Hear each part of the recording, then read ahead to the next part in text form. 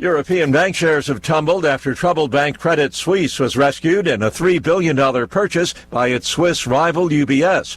But it's skyrocketing inflation that's really taking a toll on banking stocks. When you reverse nearly 15 years of interest rates close to zero within 12 months, weird things can happen. And what's happening at the moment is no one quite knows who's exposed to this.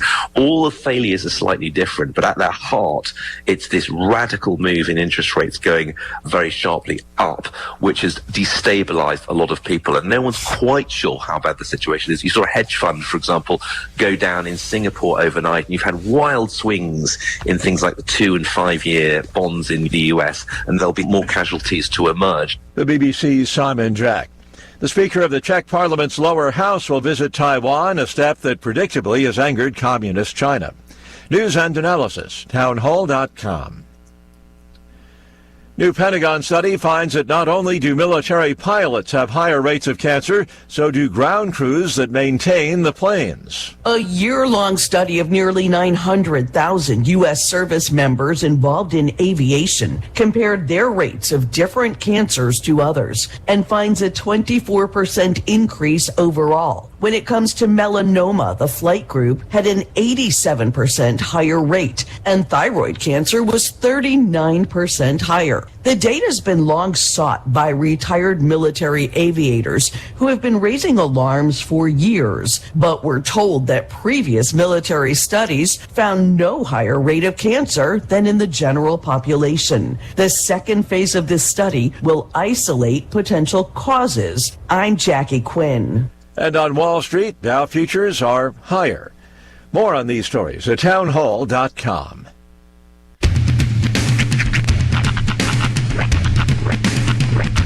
What in the wide world of sports is going on here? I promise you, whatever scum did this, not one man in this force will rest for 1 minute until he's behind bars. Now let's grab a bite to eat. Yeah, come on. Feel the hot wind on my shoulder and the touch of a world that is older. I hit the switch and check the number. I leave it on and then I slumber. I hear the rhythm ringing through it. Flamenco guitar and cumbia music. I hear the talking of the DJ. The devil listen, what does he say? I'm on a Mexican radio. I'm on a Mexican radio.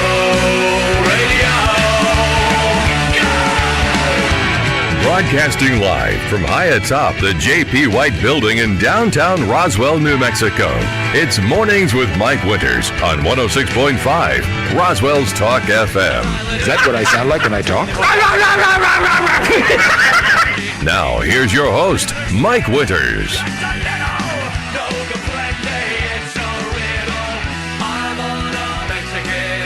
And good morning, one and all. Welcome to Mornings with Mike Winters. I am he.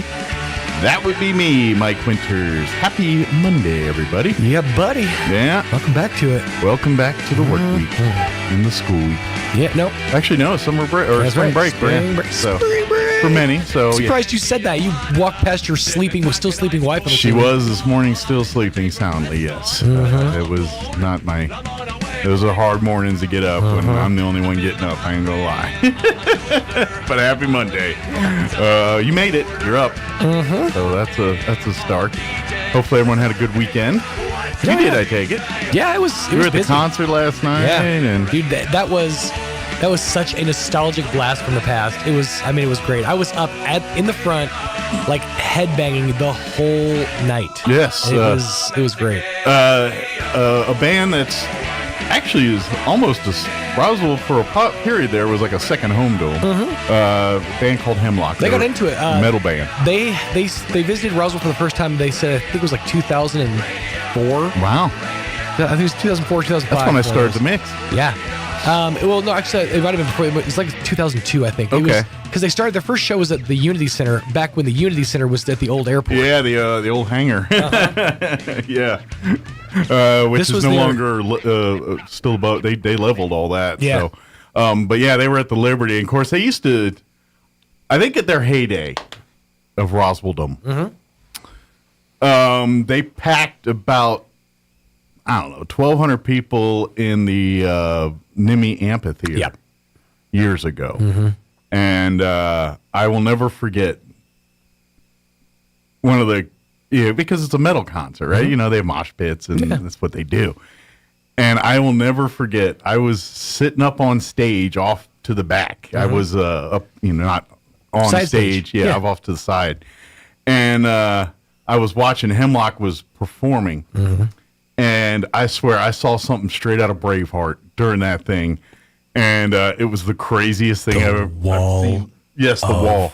Death. They literally, and this was, I'm telling you, there was about 1,200 people in the amphitheater. And for those who've been to the amphitheater, they got the seating is kind of back from the stage. Yeah, there's a huge dance floor area. Yes, basically a big piece of open, just concrete. Yeah, and on that they literally had roughly half of the audience on one side, half on the other, and it was and then countdown from 10 to 1, and then they went running full speed headfirst into each other. Unleash hell! And then it just went to this mosh pit dance thing.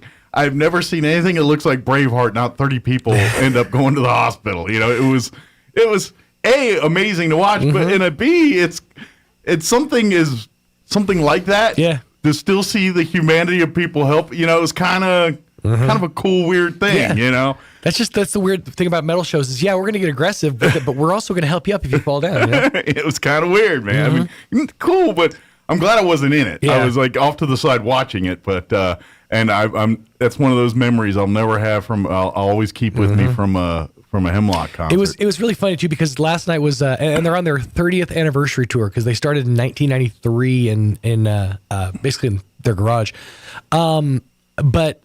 So they're doing their 30th anniversary tour, but it's funny because you can see that we've all kind of grown up together. Because we're still, the mosh pit was there last night. Yeah, there's only a few people in there. People my sciatic is acting up. In fairness, Ram was one of the dudes in there. He's up there, near my age, and he was getting in the pit, just along with him. I had a whole side of the stage headbang session with Tony Clayton. It was a good time. Nice. I'm glad y'all had a good time. Yeah. Ran into Rich of all people. That was the coolest part, was the shout outs, because I got shouted out in the first song. They're like, she's like, give it up for Shorty Smalls, which that was awesome to have that name dusted off. Oh yeah. But he was shouting out Odd Man Out. Oh wow. Yeah, because Rich was there. Well, okay. Yeah, I ran to Rich and a couple of guys from Odd Man. Wow. So it was like a nostalgia tour for some folks. That's cool. Yeah, people I haven't seen in years. I ran into. Any talks them going to be back in the area after? I mean, like in a year or so? They're saying that they want to try to get back here next year. Okay, cool. For sure. Cool. So, well, if you missed Hemlock last night at the Liberty, then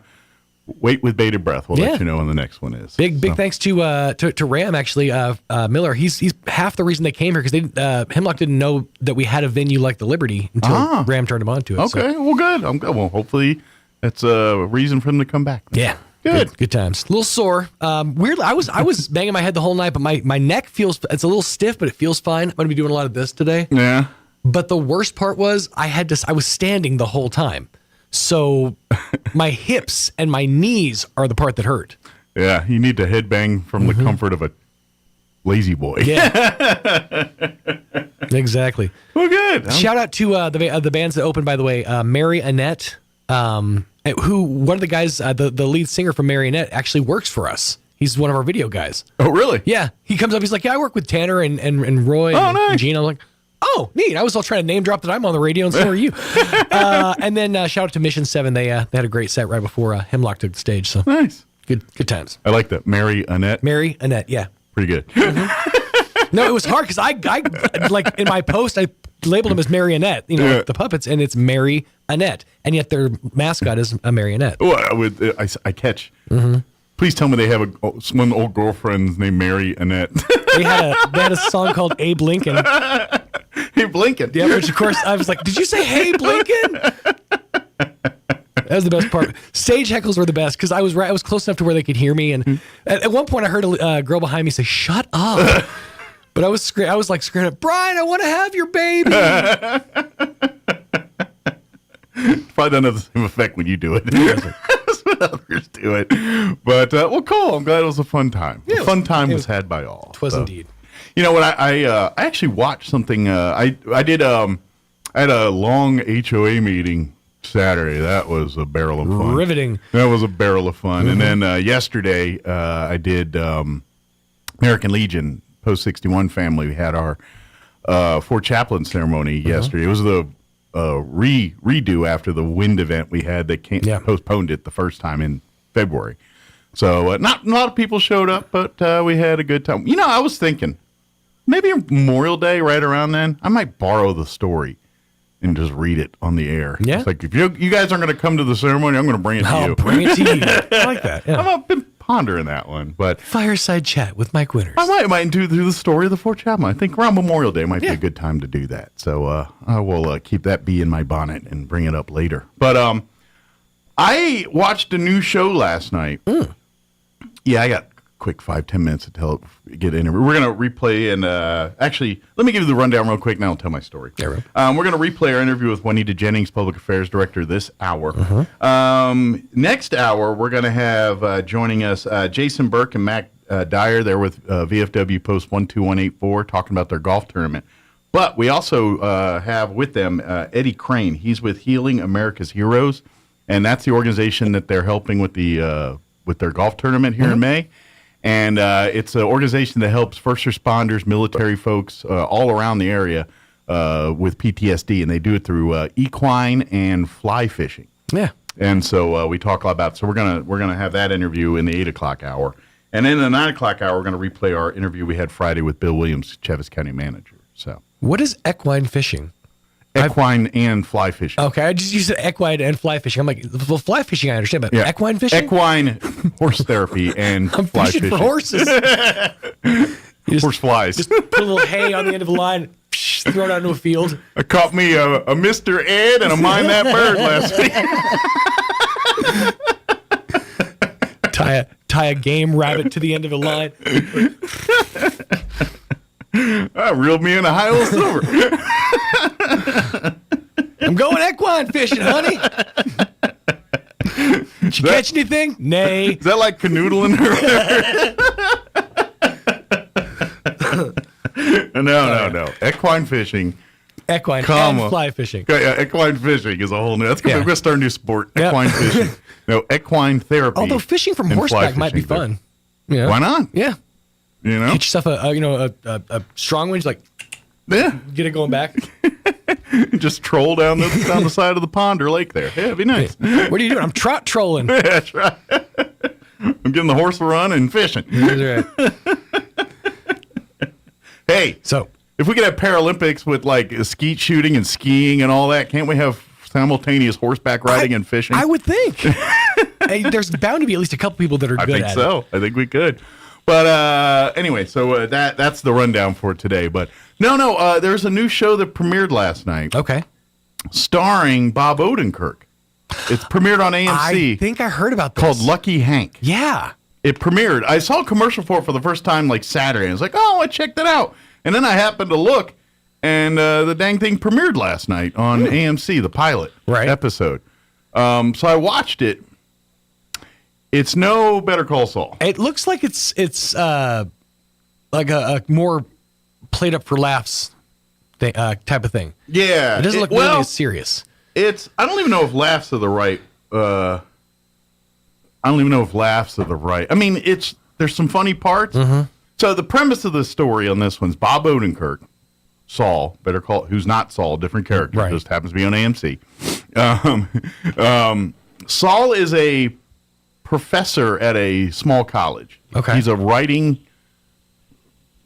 author. He writes, but he's a professor of literature. I don't know what he does, if he teaches writing or, but anyway, he's at this small college, and he's kind of a jerk. He's smart. He's a smart aleck, but he's, at the end of the day, I think he's a guy who's just burnt out with life and everything else the way and so the whole premise, the whole first episode is he basically poos all over the college that he works at in some formal thing, and then all the staff hate him and want him to be, because he's head of the department, so he gets fired and then rehired. But it's slow. It's interesting. I want to see the next episode. It had me, and at least me. I don't know about my wife. She kind of bailed, I think. But I like a little bit of that kind of drama where it's not always fast and you got to pay attention a little bit. So it's just a guy who's basically cynical about.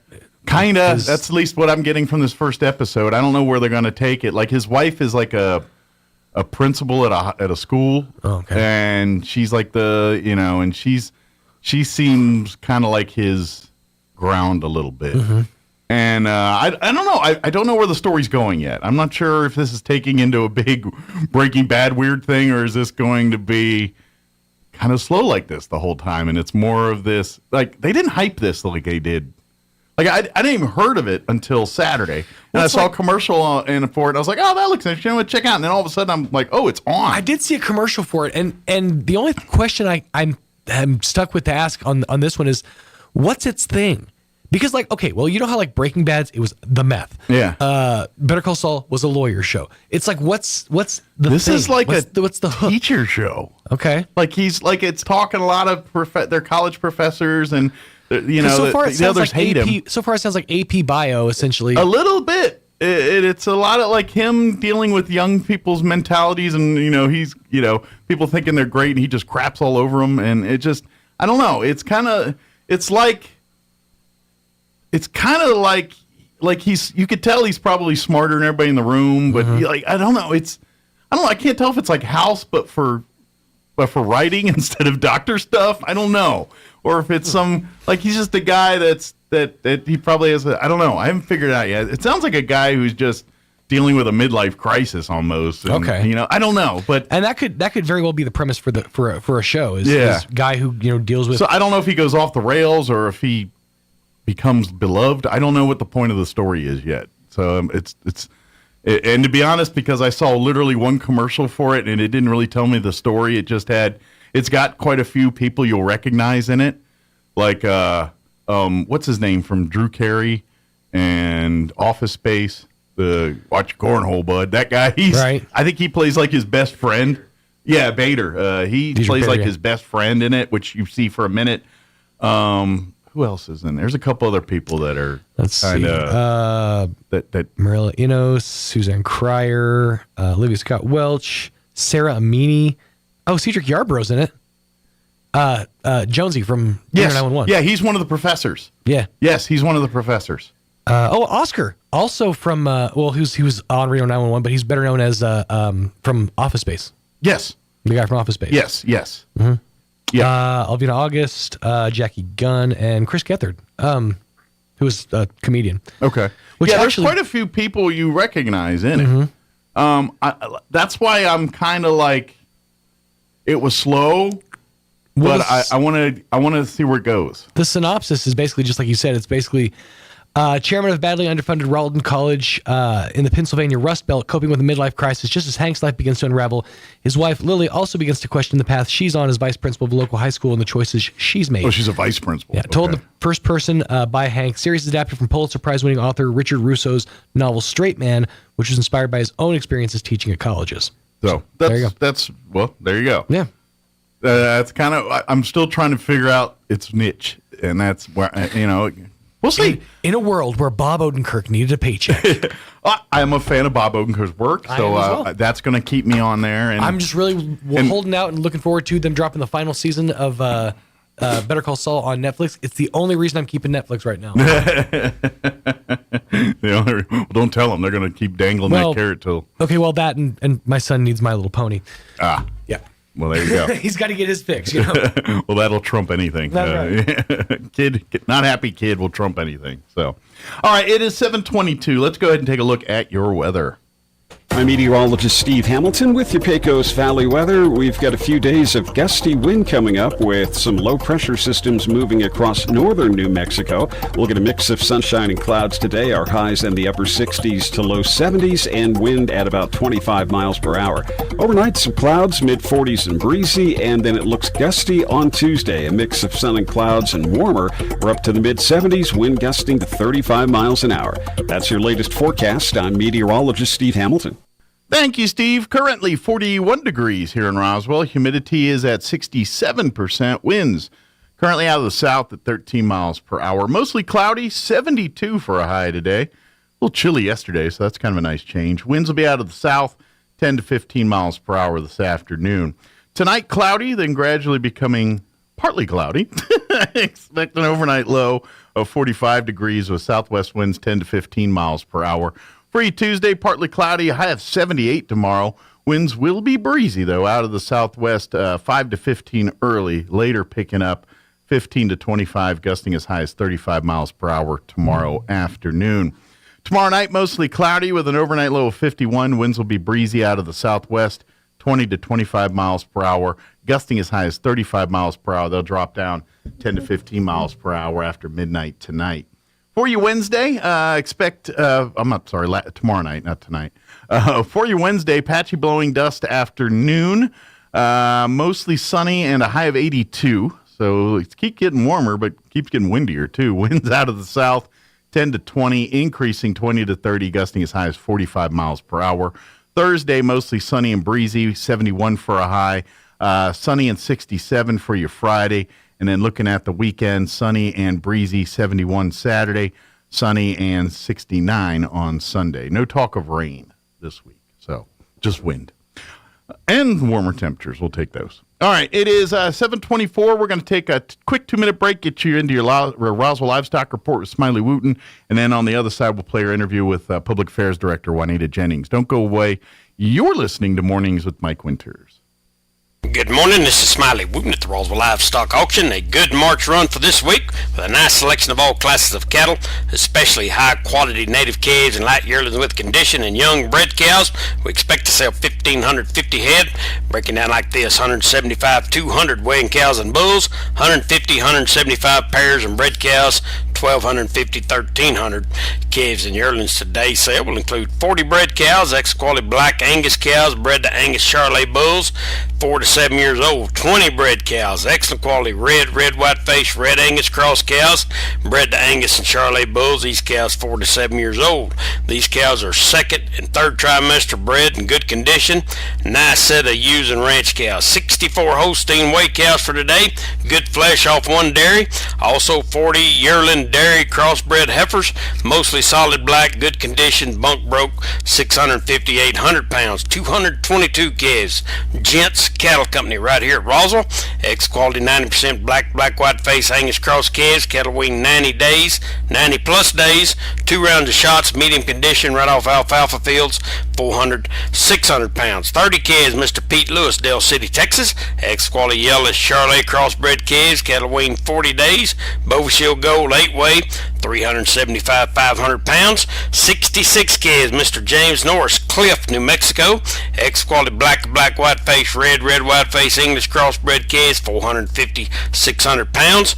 82 calves, Mr. Don Young, Plains, Texas. Excellent quality 1/8 year crossbred calves, cattle wean 45 days, 400, 600 pounds. 36 heifer yearlings, Kincaid Brothers, Pinon, New Mexico. Excellent quality black Brangus heifers, cattle wean 60 plus days, Bovish Gold 8-way, 550, 700 pounds. 34 calves, Mr. Ernie Gremlin, Yeso, New Mexico. Ex-quality black white face, red white face English crossbred calves. Cattle wean 60 days, 350, 500 pounds. 40 steer calves, Mr. Henry McDonald at Loving, New Mexico. Ex-quality black white face, red white face English cross calves. 2 rounds of Bovish Gold 8-way. 550, 650 pounds. Sale time this morning 9 o'clock. Sell pairs of bred cows 10:30. Be selling calves and yearlings about 11 to 11:30. We expect to sell 1,550 head here today. This is Smiley Wooten, Roswell Livestock Auction. If you're tired of sleep problems like insomnia, snoring, or restless leg syndrome, the Sleep Center at Artesia General Hospital is committed to helping you reclaim a good night's rest. Our Artesia location offers convenience, comfort, and a team of staff with more than 25 years of experience in diagnosing and treating adults and teens. It's time to put your sleep disorders to bed. Request an appointment online at artesiageneral.com/sleep. Here's a Mornings with Mike Winters fun fact.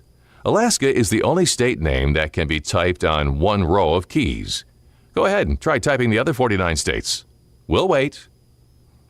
Here's Mike Winters.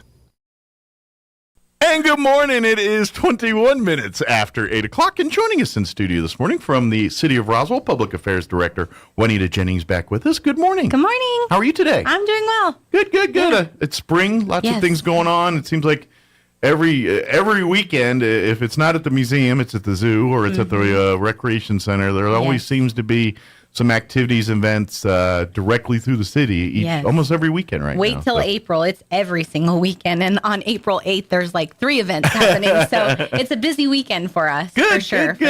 So again, lots of activities. I seem to say this a lot on this show, but if you're that group that says there's nothing to do in Roswell, I say you are not trying very hard to look. Because there is a bevy of things going on. Oh, absolutely. So check out our calendar of events. It's on our website at the government site, which is roswell-nm.gov. But it's also on our tourism site, which is croswell.com. Yeah. And so if you have an event, if you're a local organization or business, you can submit either to the government site or to the tourism site for free. You submit a 250 by 250 image in a JPEG format. Okay. And then 250 words to describe your event, along with date, time, location, and how they can get tickets if there is a fee, and a URL, and we post that for you for free. Nice, very good. So take advantage of that, and of course, for I know we do have a lot of it is tourist kind of a season right now, so we have a lot of out of town folks coming in. Don't forget about the See Roswell app. If you're a local or if you're just visiting us right now and you happen to be hearing, go ahead and download that sucker. It's free. Yes. And with that, you can kind of get plugged into everything going on as far as not only just the city and that side, but restaurants and various amenities and things that are available to you here. If restaurants have deals and things going on, they can post it to the app, and you get kind of first knowledge of that when you open your app, or you get notifications from that app here. So if you haven't done that, go ahead and download the See Roswell app. It's in your Apple or Android or wherever you get your apps at, and download it and give it a try. If you want to check out the scooters and all that, there's a link for doing all that in the app as well too. So it's kind of if you're going to be out bopping around town and sightseeing or just shopping and things, it might be behoove you to download that and see if it can kind of add to your adventures. Yes, and if you're a local business and you have a social media page, it's really important that you're updating that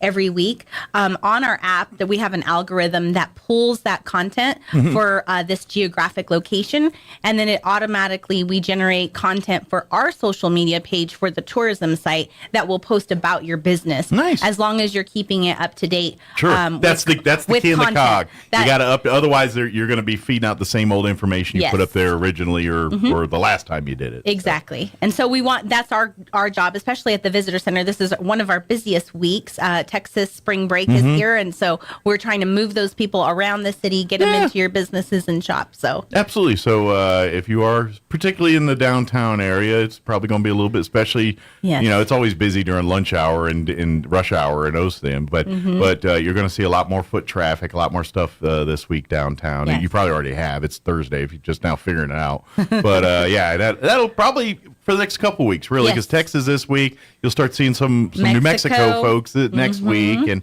and things like that. And I imagine, I don't know, in Arizona and all that, but I imagine you might even see a few of those coming from in town. Colorado. Colorado. So, but that's the whole point. So if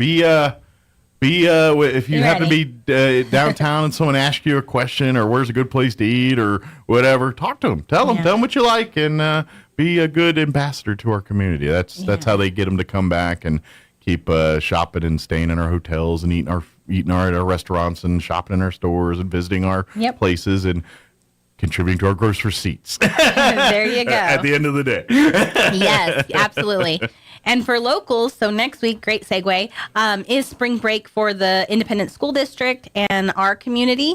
And so we have a couple of spring break camps happening. Good deal. So, usually the library's got stuff planned and the aquatic recreation center. So we have our big one is at the Spring River Zoo. Okay. We had to break it up just because of the animals and the learning capacity of our students. Sure. So we have ages 4 to 6 starting Monday and Tuesday. They're going to learn about birds and reptiles. Okay. And so if you have a child who is in that age range from 4 to 6 years old, and you want to sign them up for a camp, get them out of the house, give them something to do, get in little enrichment. in nature enrichment, sign them up. Go to roswellconnect.com. And then if you have kids age 7 to 12, starting on Wednesday through Friday, they will have their camp, and they're going to learn about conservation. They will become a junior zookeeper. Okay. Because they're a little bit older, we can actually take them a little bit more behind the scenes with the animals. And so maybe get little projects, get in the dirt a little bit and all that. Yeah, get with the animals. Absolutely. And then our zoo campers, they do get a free t-shirt as part of being in the camp, and all of the money from the camp goes right back into the zoo. Good deal. If you need something for the kids to do, please sign them up at roswellconnect.com. And of course, for most folks, as you know, they've been constantly updating and adding and rehabbing the various animal enclosures and things like that. That's spent a lot of time working with the lions and I think the bear facility there and the foxes. And the foxes. The Foxton just got done a couple months ago. Had an elk they had to figure out how to keep within the parameters of yes, that little elk Alexis. So that's where your money's going, is to those projects and keeping those animals, because at the end of the day, it's some of those animals there at the zoo, they're rescue animals. They're these are animals that were caught because they were injured or something like that, and they really can't be back in wild. So now they're home to Roswell at the zoo here, and we have some new animals too. So if you haven't been to the zoo lately, we have they're called kikachus. Okay. And so they look like it's a larger squirrel. Okay. With bat-like ears and a very long tongue. Okay. They like to crawl on you and jump. Okay. Which is a little, as long as they keep that tongue. As long as they keep that tongue in their mouth, right? They don't do that, but they are the cutest. They're preparing them for the school when we go out to the schools and teach about what they eat and where do they live and things like that. But so getting them used to humans and things. They are an educational animal, and there's 2 of them, and they're super cute. So if you get a chance, come on out. Yeah. And then we have a new little baby pig. Oh, cool. And her name is Charlotte. Ah. So, yeah. Like Kevin, so Kevin Bacon has a sister now, and they are just adorable. And again, both for educational opportunities. Can we find a spider to call home for Charlotte? For Charlotte, yes. Because Charlotte needs a web. Yes, she does. Yes, she does. She definitely loves to eat, and she loves to play in the mud. Well, I will she's say a pig. that. Yes, the mud. She loves to get dirty, and she's tiny. She's like probably this big. I mean, obviously she will get bigger. She's gonna grow. Is she gonna be like the big hog size or whatever? She'll be like Kevin. So if you want to see her in her small petite size, come check her out. She's cool. there, and she's in her exhibit and doing great. And her and Kevin are getting along, so that's wonderful too. Squeals of delight. Yes, absolutely, absolutely. So if you don't want to do camp, but you need something to do next week, bring your kids on out. Yeah. Pack a picnic.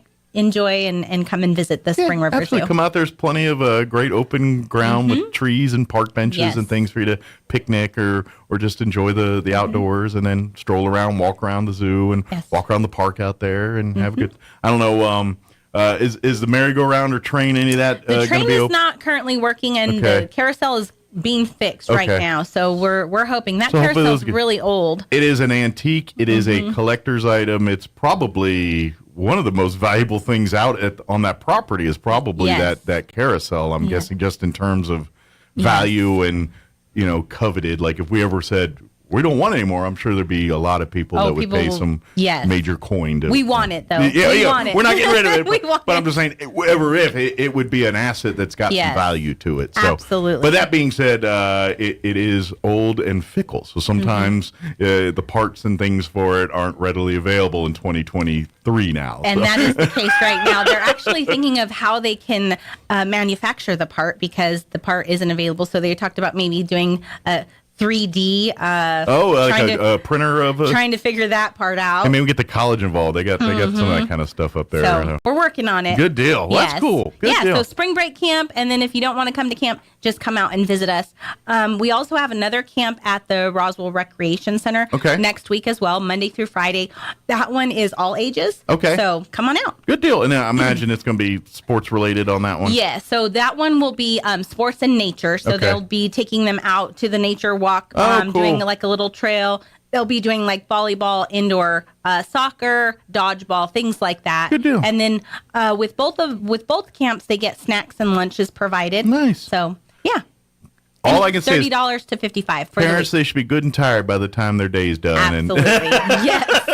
Yes. That's the key. Especially you're like, oh, you got a lot of energy. Send them to the recreation center. Yeah. They'll wear them out. Absolutely. But so spring, and I know the library has events all week long planned too. Yes. If you go to the library, you can pick up the actual calendar at the front desk and put it on your refrigerator if you like to go old school. But like and follow their Facebook page. Yep. You can kind of keep up to date on everything there. And, of course, they do have a tab on the main city's website to go to the library, and you can see everything they have got all available. And then there we too. have another opportunity if you have those creative kids that love art. We have the Roswell Museum. So again, lots of different activities next week while your kids are on spring break. If you're staying local, please take advantage of those city services that are available to you. Absolutely. And like I said, and a lot of them are very either cheap or free, just depending on the particular activities you go to. Yep. So Yep. And then by the way, if you just regular plain old want to come out and do your workouts at the aquatic center or go just walk the zoo or go and walk the, just do it. You don't need to have a class to do that. Just go do it. So. Yeah. And we have new equipment at the adult center. So fitness equipment. Okay. We thankful for our grant funding that we got from the state legislature. Brand new equipment, ellipticals, rowing, what do you call those things? Like the treadmills and the bikes. Yeah. All of those are all brand spanking new. And so. Good deal. So give them a try. Give them a try. Come on in. While we're talking about that, any update on pool stuff? Yeah, so pool, they're still working on the indoor pool. The part was in. The people were there this week working on it. And then we are hoping to open the outdoor pool on April 4th. I knew you guys were... Which would be a month earlier than normal. So we're... Hopefully weather is allowing of that. Well, yes. Weather always, but I think it will be okay. Usually it's pretty warm here. In New Mexico, it's usually 90 by then. Yeah, right? You never know. But hopefully we'll have that. And then all of our programming that we had in the indoor pool, we'll just move that to the outdoor pool during the day. And then, of course, regular season for the outdoor pool. Of course, we have to pass our inspections and things like that. Sure. But should be all good to go. Good deal. So, as far as that indoor pool goes, the part and everything, is this something that we'll be able to see again this season, or is it going to be a little longer than that? I'm not sure right now. Okay. I would not know, and I don't want to say.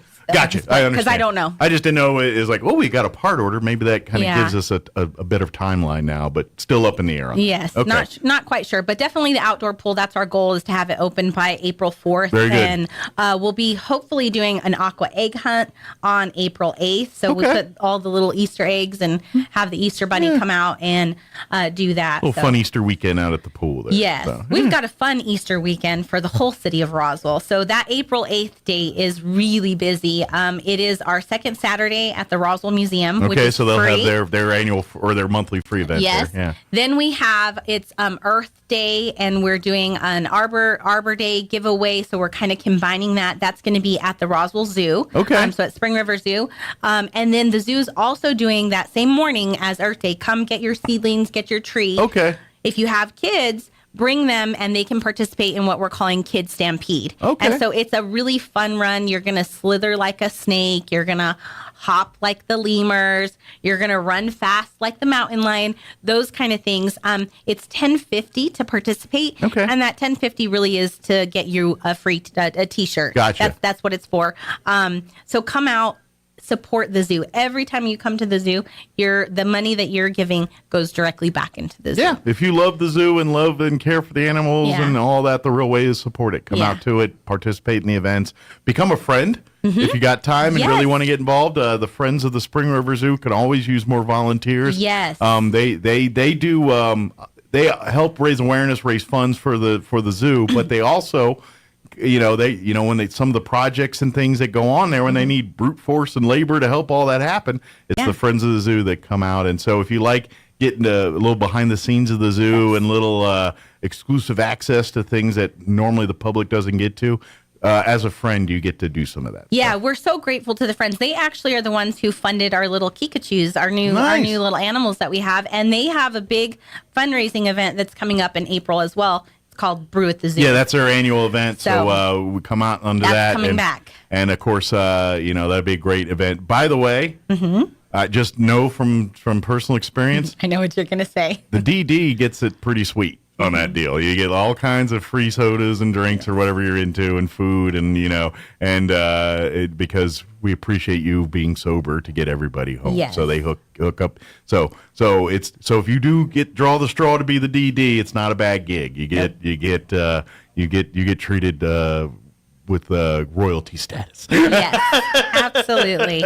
And they sell out. So yeah, they do sell quick. So as soon as you get the tickets, they do. And I don't have all the details and specifics yet, but we'll get all that as we get a little closer to the event and all that. Yeah. Too, so it's about a month away. Yeah, it is. So, and I'm sure we'll have the friends on here at some point kind of promoting that too. Yeah, so. Absolutely. Good deal. What else we got to cover? The only other thing that we have is UFO Festival. So that is, we're almost about 100 days away. And so we're moving fast and furious. June will be here. End of June, July will be here before you know it. Yes. So we are wrapping up our vendor spaces. So we have vendor spaces at Pioneer Plaza and then at the Convention Center. Okay. Don't have very many left. So if you would like to have a booth or have a space or would like to sponsor the event, please contact us at 575-624-6700 and ask for TJ. We will be more than happy to put you on the map and get you going. Yeah, I know. UFO Festival. They listened to a lot of the people's suggestions and things that people had, and so I know, like for this year's festival, they're going to close the main street downtown here again. That was something that people really wanted. So you're going to some of the things that people asked for, you're going to see back at this year's UFO Festival. So make sure if you come on out for that too. So I know like your Main Street vendors and stuff were kind of like, hey, we liked close down the road and having a bunch of them did, some didn't. I mean, it was kind of a mixed bag. Kind of a mixed bag. Okay. And those vendors are actually going through Main Street. So if you want to be on the actual street, please talk to them. Please contact Main Street. But if you'd like to be in Pioneer Plaza or at the Convention Center, then they talk to you guys. Then they would talk to us. Yes. Perfect. So it's all about location. Absolutely. Of course, that weekend everything's busy. Everything is busy, and that's the beauty of it. We're all working together to promote the city as a whole. Absolutely. Which is really great. And there's going to be activities going on at the Spring River Zoo. There's going to be activities at Cielo Grande. We're partnering with the Roswell Daily Record for our Night Sky event with Ben Hansen. We're going to be doing the Alien Crawl again. Alien Chase tickets go on sale. The planetarium and the museum, they're going to have their crazy hair salon all weekend. Their laser shows. The symphony is partnering with the museum to do a concert. Oh, cool. And so there's just so many activities. So it's really an all city. That's kind of been the goal. Like, we always kind of had it the downtown, and then we kind of spread it out, and then it feels like it left a little here, and now it's like everywhere. Everywhere. It's going to be the Main Street downtown corridor is going to be packed. Parts outside of that, the golf courses, everything else we'll have. There'll be a golf tournament that weekend. And that's the beauty of the festival, right? We are trying to showcase everything in our city that we have available, and we have so many great things. Sure. So it's going to be really fun. Check out the website, ufofestival.com.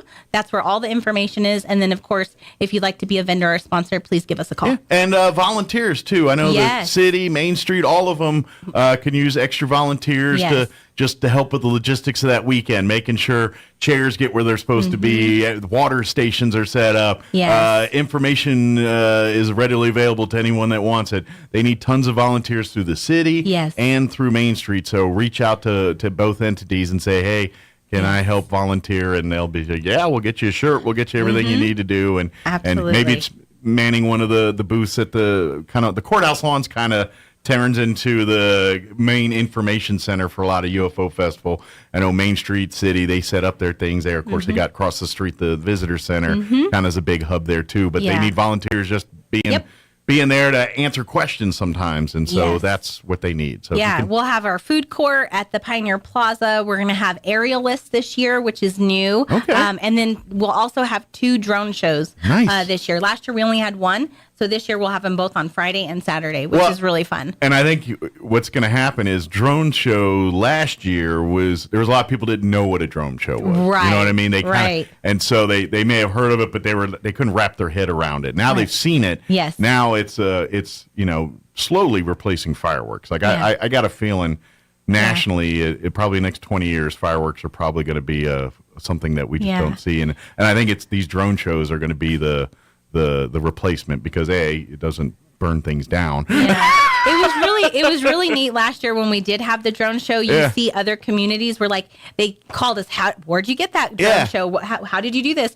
And then the Balloon Fiesta, they actually had a drone show because they saw our drone show, which was really great. Yeah. So it's now kind of catching on. Mm-hmm. But it's because now you look, because to me, it's almost like fireworks meets technology meets the ice-capades. Mm-hmm. And what I mean by the ice-capades, you know how they have like the choreographed 30-day skaters and all? It's like that, but with drones. It's literally, I don't know, they got 100 or how many drones they use, and they literally can move them in these weird ways and it's all...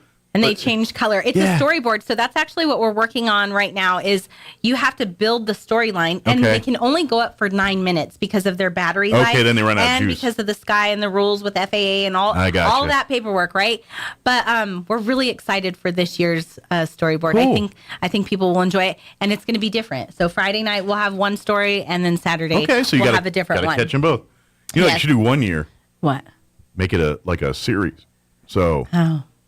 First episode is Friday night. Friday night, yeah. When how it concludes, come outside. You got to leave them with a cliffhanger. To be continued cliffhanger. Oh, I didn't want to see what happens here. Yeah. Hey, come out tomorrow night. That's awesome. Leave them wanting. Yes, I love it. But so if you've never seen one, then come out. If you missed the drone shows, don't worry. You got 2 opportunities at this year's UFO Festival. But it is really cool. Yeah. I love, I do love fireworks. I love things that go boom as much as the next person. But I'm not going to lie. The drone show is a suitable, entertaining replacement. It's just because of the awe factor of like, young kids, you're used to seeing amazing things because you just were born into it. Or, a person my age, I just kind of like, oh, that's amazing to see something like, I would have never imagined something like that as a kid, Right. And that's kind of cool for me. So. But check it out. Come out. UFO Festival, I know we got a couple months here, but it's going to be here. Faster note, if you want to volunteer, if you want to get involved, if you want to have a booth at Pioneer Plaza or at the Convention Center, please reach out to the city.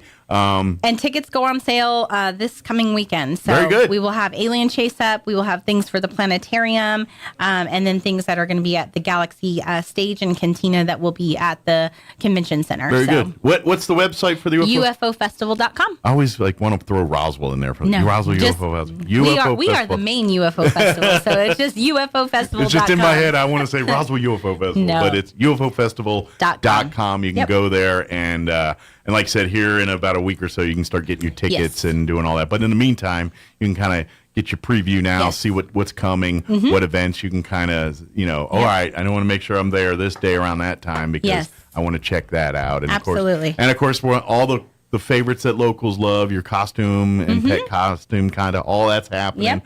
All of it, that's all that tradition still going.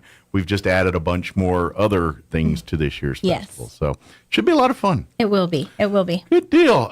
Again, spring break coming up here. Don't forget, City's got you covered for keeping the kids, whether you want to go to the zoo or go to the Recreation and Aquatic Center or the library or wherever there's stuff going on. Reach out to any of these entities. Go to the City of Roswell, roswell-nm.gov. There you can go and find stuff for the library and everything else. SeeRoswell.com for your tourists and all that kind of stuff. And then RoswellConnect.com if you want to sign up for, I don't know, I think Brew of the Zoo and all that is through that too, right? No, that will go through their friends. Hold My Tacket or whatever. We'll still have it on there, but for the camps next week, Roswell Connect, you'll create your login and sign up for that. Because I know a lot of times, usually if there's an event at some of these, you'll find the Roswell Connect there. Yes, but that's like if you want to get a membership to the Recreation Center, go to Roswell Connect. I mean, you can always just walk in and do it too, but if you like doing stuff a membership at the zoo or at the rec center uses roswellconnect.com. Just go right through there and do all that. So,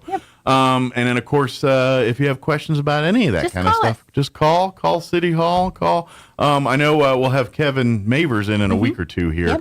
Now that have they transitioned yet to the new? I know they're kind of been doing it. I'm not sure. Okay, but I know they're in the middle of all that. But just trust me, if you've got any kind, I know spring people like to do home projects and things like that. The first thing you need to do before you buy anything at a hardware store or plan your next, go talk to his office. Go down there and say, hey, tell him what you're doing. I'm putting up a fence. I'm finishing my basement, whatever it is. Not a lot of basements around, but you get what I'm saying. And then just say, what do I need to do? Right. And they'll be happy. And you'll save yourself so much headache and time because they say, great, we'd love to help you. You need to get this done. You need to get this permit. And then they'll tell you how to do that. And then you don't have to worry about anything. All of that information is on our website at roswell-nm.gov. If you go under community development, you will see a list of forms for whether you're putting up a fence, you want to put in an indoor swimming pool, you want to remodel your bathroom, you want to build a shed or a garage, all of that information. You want to have a home bakery, anything like that, and have a business license. All that information is listed on the website. And they love helping you all do that stuff. They do. Just and it's a step-by-step process, like 1, 2, 3, 4, 5. Save yourself the headache, because a lot of people try to do it on their own, and they go, and then they find out after the fact they're supposed to have done this, and this with the city, and then they get in trouble, and then it's a bad experience. Right. Save all that headache. Go see Kevin and his staff right away. Get all your ducks in a row. Go get that done, and I promise you, it'll go much smoother and much less painless than you anticipated. Absolutely. Absolutely. An ounce of prevention prevents a pound of pain, or whatever it says later on. I don't know. Very good. Did we get everything? I think so. Awesome. Thank you so much. Thank you, Juanita. We'll see you here next time, if not sooner. And if we need to, I know there's so much going on. If we need to get you on sooner than next month, and just reach out. And reach out. Again, if you have any questions about anything we talked about, don't hesitate to call the zoo or call the aquatic center, recreation center, the library, or any of the museum, any of our city amenities here, and they'll be happy to get you the answers you need. So. Yep. Good deal. Thank you. Thank you, ma'am. Off to your next fire to put out. Yes. All right, it is 8:40.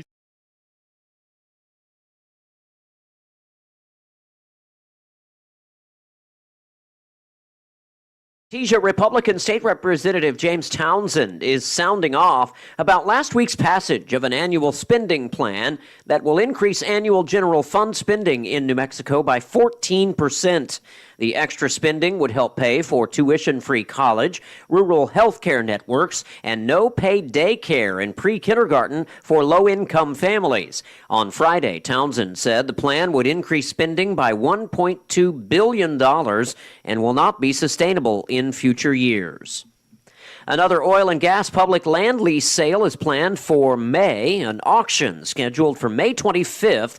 It will include 45 parcels of land in Eddy, Lee, and Chavez counties, along with Cheyenne County and Kansas. The BLM says there's a total of just over 1,900 acres in Eddy, 955 acres in Lee, and 400 acres in Chavez County.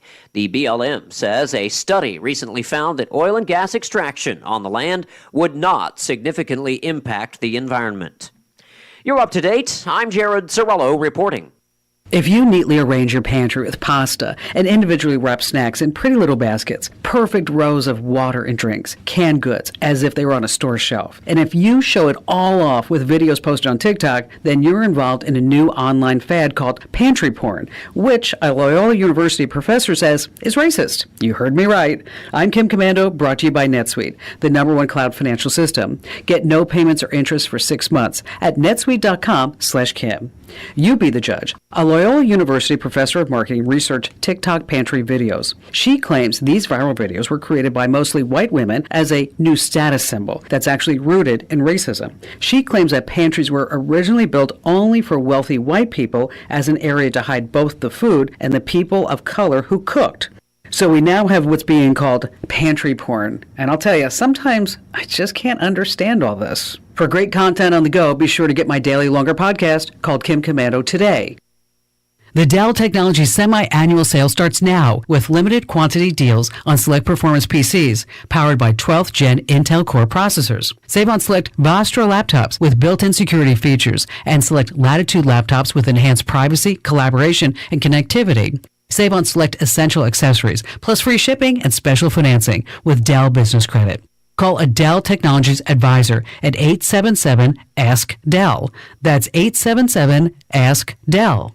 The Dell Technologies semi-annual sale starts now with limited quantity deals on select performance PCs powered by 12th Gen Intel Core processors. Save on select Vostro laptops with built-in security features and select Latitude laptops with enhanced privacy, collaboration, and connectivity. Save on select essential accessories, plus free shipping and special financing with Dell Business Credit. Call a Dell Technologies advisor at 877-ASK-DELL. That's 877-ASK-DELL. It's time for the Chavez County Sports Report. Well, it was a decent tournament for the Goddard Rockets baseball team playing in the Artesia tourney over the weekend. They got third place, defeating Miyamura in the third place game by a score of 5-2. Mike Matheson on Saturday's 6 innings pitching, and he got 7 strikeouts to boot. But Goddard fell to Carlsbad by a score of 13-6 on Friday, and that eliminated their chance for a championship. Meanwhile, Roswell took a road trip down south, first knocking off Anthony Gatson on Friday by a score of 6-4. Jackson McDonald 3 for 4 with a double. Luke Bogle, he was the winning pitcher. But then when everything went sideways for the Coyotes at that point, losing to Gadsden 16-4 in the second game, and then falling to Santa Teresa on Saturday by a score of 5-3. The Sports Report brought to you by DSI. Call DSI for all your office technology needs. I'm Eric Butler at Roswell Talk FM 106.5. With the Wall Street Business Report, I'm Bill Alexander. Wall Street closed with sharp drops on Friday as worries worsen about the banking industry and fears rise that it could drag the economy into a recession. The worries are still rising following the second and third largest U.S. bank failures in history. President Biden has called on Congress to allow regulators to impose tougher penalties on the executives of failed banks, including taking back compensation and making it easier to bar them from working in the industry. Ford is recalling more than 1.5 million vehicles in the U.S. in 2 actions to fix leaky brake hoses and windshield wiper arms that can break. The largest of the 2 recalls covers nearly 1.3 million 2013 through 2018 Ford Fusion and Lincoln NKX midsize cars. The second recall covers more than 222,000 F-150 pickups from 2021. The windshield wiper arms can break. For the Wall Street Business Report, I'm Bill Alexander in Washington. If you're missing a tooth or several teeth, a dental implant may be the ultimate solution. Implants look and feel so much like real teeth that you probably forget you have an implant. Maupin & Brown Dentistry is one of New Mexico's most experienced implant providers, with literally thousands of implant patients who are absolutely delighted with the results. Call Maupin & Brown today for an evaluation. You'll be surprised how affordable implants can be. Maupin & Brown, your choice for experienced, state-of-the-art dentistry. Hugh Hewitt is now in Roswell on 106.5 FM KEND Roswell. This hour from townhall.com. I'm Rich Thomason. With former President Trump having predicted his arrest this week in a New York investigation, a grand jury expects to hear from a key witness in the case. Bob Costello, a lawyer who worked with Michael Cohen and is now a Trump ally, could make the case the former president should not face criminal charges over hush money payments to women, including Stormy Daniels, during his 2016 campaign. That's according to someone who insisted on anonymity. Over the weekend, Manhattan DA Alvin Bragg sent an email to staffers ensuring their safety, saying his office would not be intimidated, but not referencing Trump. That came after the former president told supporters he'd be arrested Tuesday and they should protest. In response, law enforcement has been gearing up. Julie Walker, New York. Shares of Credit Suisse tumbled more than 60% in early trading in the Swiss stock exchange after the announcement that banking giant UBS would buy its troubled rival for close to $3.25 billion. Chinese President Xi visiting his close ally, Russian President Putin, in Moscow, and the BBC's Steve Rosenberg is there. The two leaders are expected to expand cooperation. They already claim to have a no-limits partnership, but it's not an equal one. Russia, under heavy international sanctions, is increasingly dependent on China as a market for its commodities and for diplomatic support. As for no limits, well, there are some. Up till now, Beijing has been reluctant to provide Moscow with lethal aid for the Ukraine war to avoid secondary sanctions against Chinese companies. It's expected to be another wild weather week in California. A couple of storms coming in off the Pacific expected to bring torrential rains to parts of the state. Higher elevations preparing for even more snow. On Wall Street, the Dow is up 383 points. More on these stories at townhall.com. Here's an important message from the Diabetes Solution Center. Do you like pricking your fingers to test your blood sugar levels? No one does, but it's important to maintain your health. And now, by wearing a small remote device called a continuous glucose monitor, or CGM, you don't need to prick your fingers anymore. It's easy to use and helps you make more accurate diabetes treatment decisions. If you are testing your blood sugar 3 or more times daily, injecting insulin, or using an insulin pump, call the Diabetes Solution Center right now. And if you have Medicare or most major insurance coverage, you may be able to get a new CGM at little to no out-of-pocket cost. Shipping is free, and we'll even bill your insurance company for you. If you are testing your blood sugar 3 or more times daily, injecting insulin, or using an insulin pump, call the Diabetes Solution Center right now to learn how to end the painful finger sticks and get your own continuous glucose monitor, or CGM, at little to no out-of-pocket cost. Several thousand soldiers being deployed across South Africa ahead of anticipated anti-government protests. There is a lot of frustration and anger in South Africa because of the state of the economy, unemployment, corruption, and the relentless power cuts. But it's not yet clear how much support there'll be for this national shutdown, which has been called by the radical economic freedom fighters. The EFF's divisive leader, Julius Malema, wants to force out President Cyril Ramaphosa, and he's been criticized for using inflammatory language. There are fears of some violence, especially after the scenes 2 years ago when protests led to widespread looting, over 300 deaths, and more problems for South Africa's struggling economy. The BBC's Will Ross. Japan's Prime Minister Kishida has invited his Indian counterpart Narendra Modi for the Group of 7 Major Industrialized Nations Summit in May. He's later expected to announce a new plan for a free and open Indo-Pacific. News and analysis at townhall.com. President Biden has spoken with Benjamin Netanyahu. Correspondent Ken Lorman says they talked about the Israeli Prime Minister's planned overhaul of his country's judicial system. The White House says Mr. Biden reiterated U.S. concerns about the measure in a call senior administration officials describe as candid and constructive. Mr. Netanyahu reportedly told the president that Israel remain a strong and vibrant democracy. Netanyahu said Sunday the legal changes would be carried out responsibly while protecting the basic rights of all Israelis. Netanyahu says the changes meant to correct an imbalance that has given the courts too much power and prevents lawmakers from carrying out the voting public's will. However, critics argue it will upend Israel's delicate system of checks and balances. And the proposed changes have sparked protests across Israel.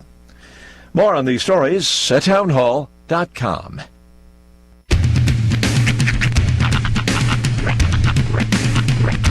What in the wide world of sports is going on here?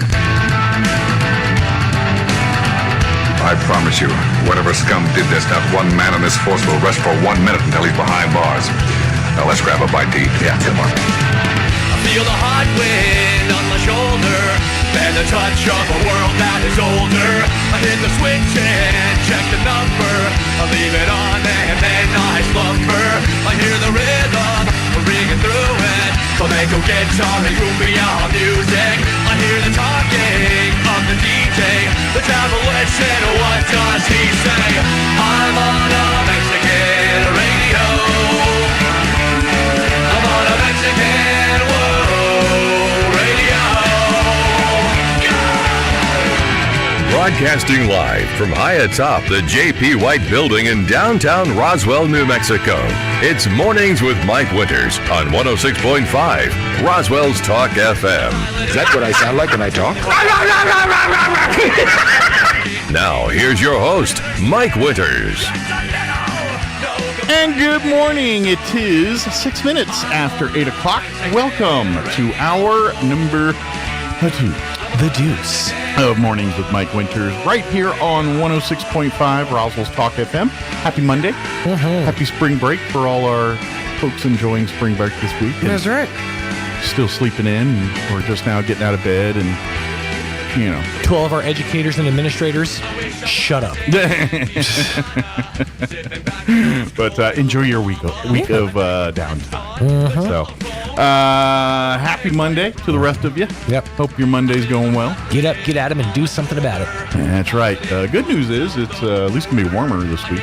Yeah. Like I said, it's going to be windy some days, but we're going to be in the 70s for a day like today. Like for a day. Yeah. Of course, this cloudy bit's throwing me off. Yeah. I like it. Not complaining.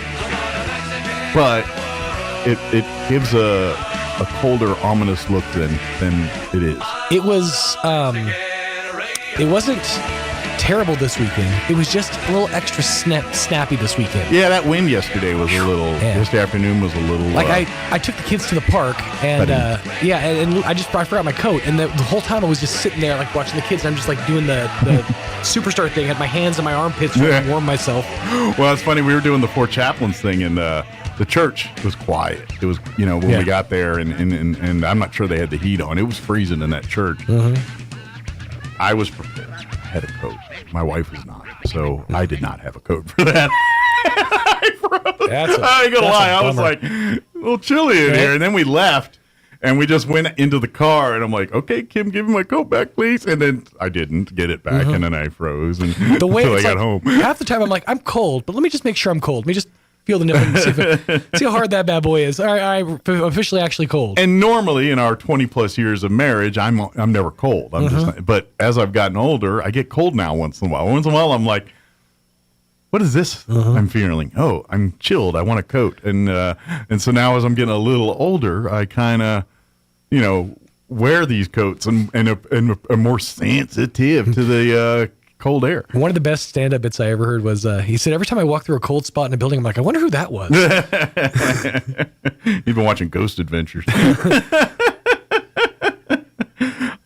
haven't watched that show in years. I never have watched that show on purpose or had by my own choice. I loved it back in the day. I hate everything about ghost shows. Yeah. I hate it. Feels so staged.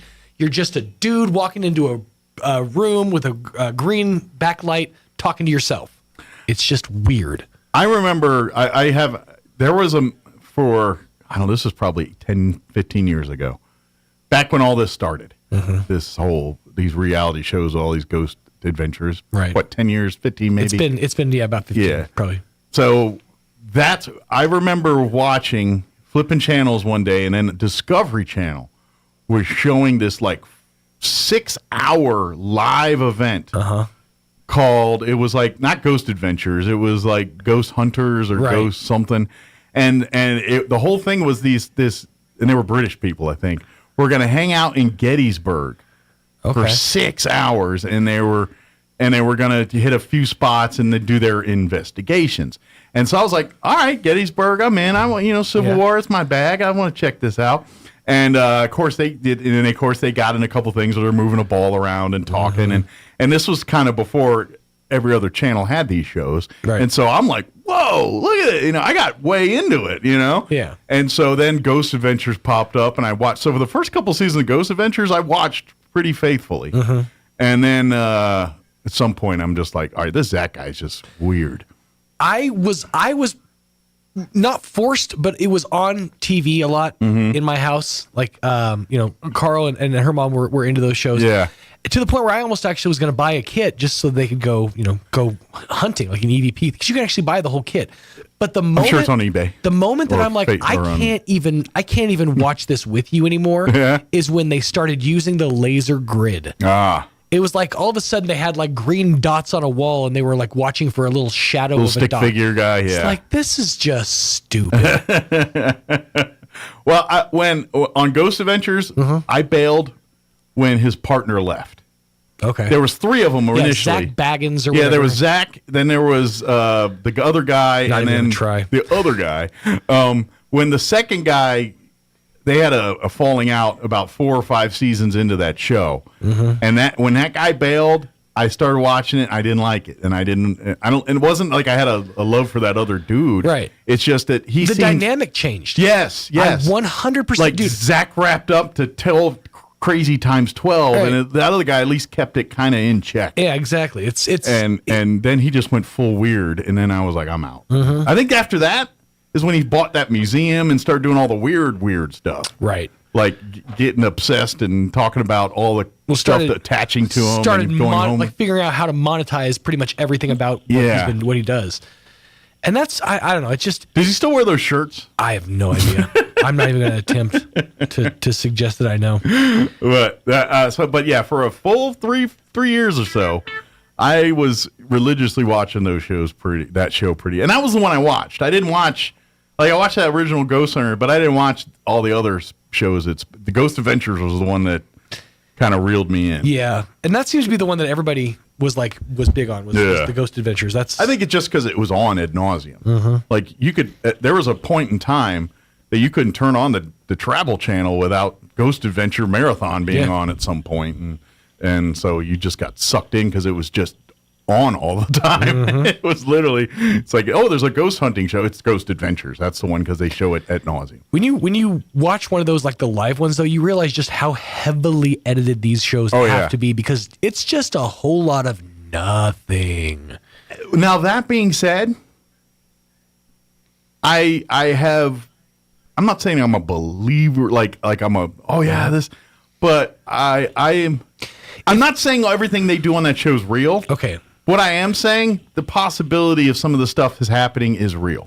If I had a scary violin to play every time that a ball rolled across the floor, I could probably make you believe some stuff too. But it comes right down to the fact that it really has to do with music cues and editing and lighting and a lot of that stuff. But even like the live versions where they don't have the music per se, I think some of it.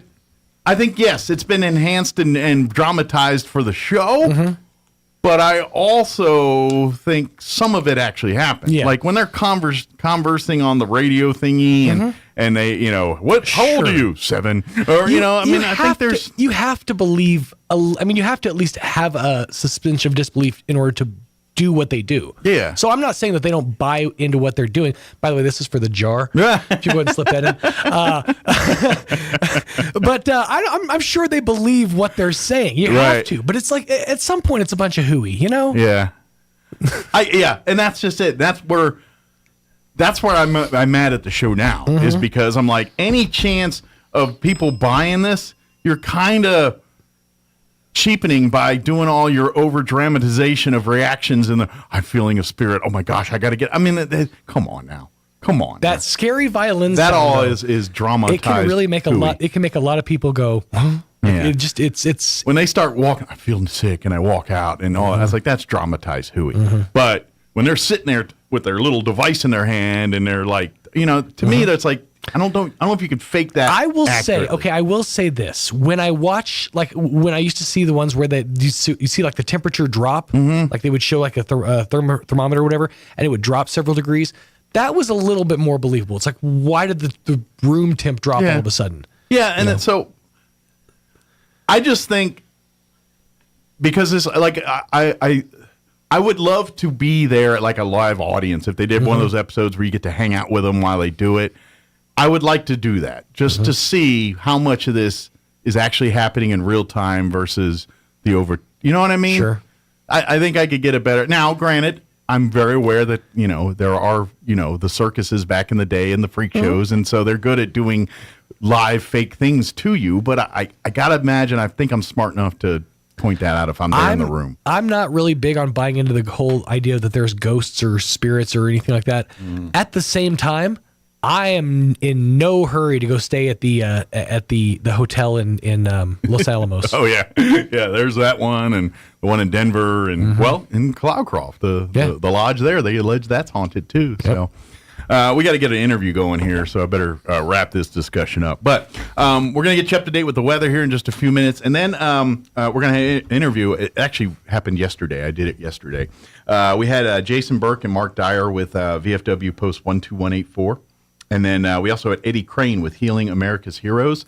And the VFW's got a golf tournament coming up here in May and at the Country Club. And so they're raising money for the VFW, but also they partner with Healing America's Heroes. They're a organization in Fort Stanton. They have the equine therapy and fly fishing therapy for folks with PTSD and all that. So so when you're out golfing and whacking the ball around in May here, at the tournament, you're helping these. So we're going to play that interview for you here so you can learn a little bit. And by the way, if you want to get involved with Healing America's Heroes and that organization, keep listening because we'll tell you that too. Yep. Later on in the hour, we'll get you up to date with news of the local variety along with your Wall Street business and all the other things too. So, yes, sir. Before we do any of that, we're going to get some soap and wash some mouths out, and then we're going to play the weather. I'm meteorologist Steve Hamilton with your Pecos Valley weather. We've got a few days of gusty wind coming up with some low-pressure systems moving across northern New Mexico. We'll get a mix of sunshine and clouds today. Our highs in the upper 60s to low 70s and wind at about 25 miles per hour. Overnight, some clouds, mid-40s and breezy, and then it looks gusty on Tuesday. A mix of sun and clouds and warmer. We're up to the mid-70s, wind gusting to 35 miles an hour. That's your latest forecast. I'm meteorologist Steve Hamilton. Thank you, Steve. Currently 41 degrees here in Roswell. Humidity is at 67%. Winds currently out of the south at 13 miles per hour. Cloudy today, 72 for a high. Winds will be out of the south, 10 to 15 miles per hour. Cloudy to this evening, but gradually becoming partly cloudy with an overnight low of 45. Southwest winds 10 to 15. Tuesday, partly cloudy, 78 tomorrow. Winds will be breezy out of the southwest, 5 to 15 early. Increasing 15 to 25, gusting as high as 35 miles per hour tomorrow afternoon. Tomorrow night, mostly cloudy, overnight low of 51. Winds will remain breezy out of the southwest, 20 to 25 miles per hour, gusting as high as 35 miles per hour. They'll drop down 10 to 15 miles per hour after midnight tomorrow night. Wednesday, patchy blowing dust for the afternoon, otherwise mostly sunny and a high of 82. Winds will be out of the south, 10 to 20 early, gusting as high as 45 miles per hour and increasing 20 to 30 by Wednesday afternoon. Wednesday night, mostly cloudy, overnight low of 48. Winds will remain windy. Thursday, mostly sunny and breezy, high of 71. Sunny and 67 for your Friday, and then for the weekend, sunny and breezy, 71 Saturday, sunny and a high of 69 on Sunday. All right, it is 8:18. We're going to take a quick commercial break, and then we're going to play our interview with VFW Post 12184 and Healing America's Heroes. That's up next. Edge Safety and Services LLC in Artesia, New Mexico has an immediate opening for a safety technician. Position requires a clean driving record and must be able to pass a drug and alcohol screen. Edge Safety offers great pay with IRA benefits and employer contribution towards health benefits. Please email resumes to edgecoding@yahoo.com or apply in person at 402 West Main Street inside the Edge Safety and Services facility. Edge Safety and Services LLC is an equal opportunity employer. Attention gun and knife collectors. 505 Productions presents the Carlsbad, New Mexico Gun Show. Friday, March 24th through Sunday, March 26th at the Walter Gerald's Event Center in Carlsbad. Guns, knives, reloading supplies, Western collectibles, and great gifts. Jewelry, antiques, collectibles, and more. Brands you know and love like Winchester, Colt, Ruger, Case, and so much more. Open Friday 4 to 8, Saturday 9 to 5, 10 to 4 on Sunday. Bring the whole family. Adults $7 and kids 12 and under are free. The Carlsbad, New Mexico Gun and Knife Show, March 24th through the 26th at the Walter Gerald's Event Center in Carlsbad. Don't miss it. Every piece of land has a story, written by those who work it. But everyone's story is different. So the question is, how will you tell yours? Behind the wheel of a John Deere compact tractor, mower, or Gator utility vehicle. Run with us and start telling your story today. Stop by Pecos Valley Equipment in Artesia and Roswell or visit us online at pecosvalleyequipment.com. Wakefield Oil Company is a name you can rely on with full service at the pump the way it used to be. You can expect service in just 15 seconds. They offer bulk fuel and oil services and even diesel exhaust fluid. Wakefield Oil Company will deliver to farms, ranches, dairies, the oil fields, and more with dependable service you can count on. So the next time you need service or delivery, go with the name that locals have trusted since 1983. Wakefield Oil Company, 311 South Virginia in Roswell. Let them earn your business. Playing dance music can help ward off mosquitoes. Now you have a reason to invite Pitbull to your next pool party. Here's Mike Winters. And welcome back to the morning show. And joining us in studio this morning from our local VFW Post 12184, we have Jason Burke and Mac Dyer with us. And then also from the organization Healing America's Heroes, Eddie Crane as well. Good morning, gentlemen. Good morning. How How's everybody doing today? How's life Doing life at the VFW this morning? Doing good. We're getting this golf tournament organized. It's moving right along, and good deal. I think it's going to be awesome. Yes. For folks that aren't familiar, our local VFW post here, they're currently organizing and getting ready for a big golf tournament that's going to be happening May here. What's the exact date and everything, Mark? It's May 19th and 20th at the Roswell Country Club. Yes. So we've got plenty of time to still sign up teams. Not too much time, but plenty of time. And, of course, sponsorship opportunities here. And we'll talk a little bit about some of the different ways you can sponsor and things. But this is a fundraising event not only for the local VFW post here, but you guys have also partnered with another organization. I'll kind of let you, Jason, kind of lead into that and then talk a little bit, and then we'll get Eddie to talk a little bit more about the organization. So we partnered with Healing America's Heroes, Fort Stanton. And as I've said before, their main focus is helping combat veterans and first responders who suffer with post-traumatic stress disorder. Sure. And of course, we've got Eddie here today. He's the founder of Healing America's Heroes out there, and I'm sure he'll have a lot of good information. He can talk a lot better about it than I can. Yeah, well, first off, Eddie, thank you for spending some time with us. Appreciate it. So it's an honor and a pleasure. So Thank you very much. So let me ask, what was the reasoning? What made you decide to start this organization to help folks? Healing America's Heroes is a 501c3 nonprofit organization, and we established it in 2014. In northern New Mexico. And we were in the Chama area, New Mexico area.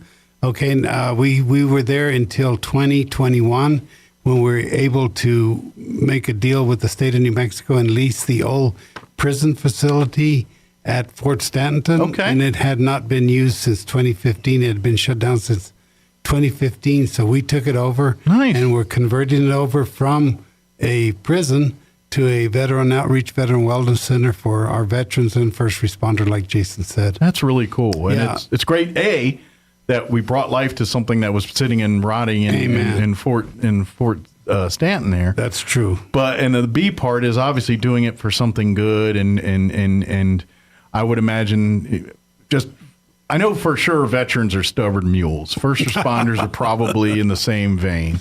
A lot of the first responders are veterans themselves. Exactly. So they chew a lot of the same dirt. So that sometimes stubbornness is our tool to survive and do things, but to have that facility and to have that available and to see other veterans and first responders take advantage of it, and by their word of mouth, hopefully get some more of these other stubborn ornery folks to utilize your services and everything. Yeah, our facility can actually accommodate 50 people. We can sleep 50 veterans, and we can feed 50 veterans, first responders at one time. Very good. Yeah. But you guys have a cool program too. It's not just like they show up and they say, "All right, we're going to talk in kumbaya," and then next thing you know, we're healed. I wish it was that easy. Me too. We've got to have a lot more of these. But talk a little bit about what you guys do, because this is where the unique part comes in a little bit. Yes, we are a recreational therapeutic program for veterans. And we help the veterans, first responders, and female veterans with TBI and also traumatic brain injury, military sexual trauma, and, of course, the post-traumatic stress disorder. Okay, so some of it's mental, some of it's physical, when you got dealing with brain damage and stuff, reconnecting. Yes, correct. Yeah. And so we do this through equine and piscatorial therapy. Okay. And that is through fly fishing and horse therapy. So some fishing and horseback riding. Fly fishing and fly tying. They also tie their flies. We've got a fly tying. I zip mine. I'm just kidding. I had to throw it out there. Sorry. I don't even do that anymore. We all do, but anyway, when they do tie their flies, they tie the flies and they use them to catch the fish. Cool. And so it's quite a unique program. And we've been established since 2014, and to date we signed the papers officially the 28th of May of last year, and since then we've helped 30 veterans come through our program. That's awesome. Since last year.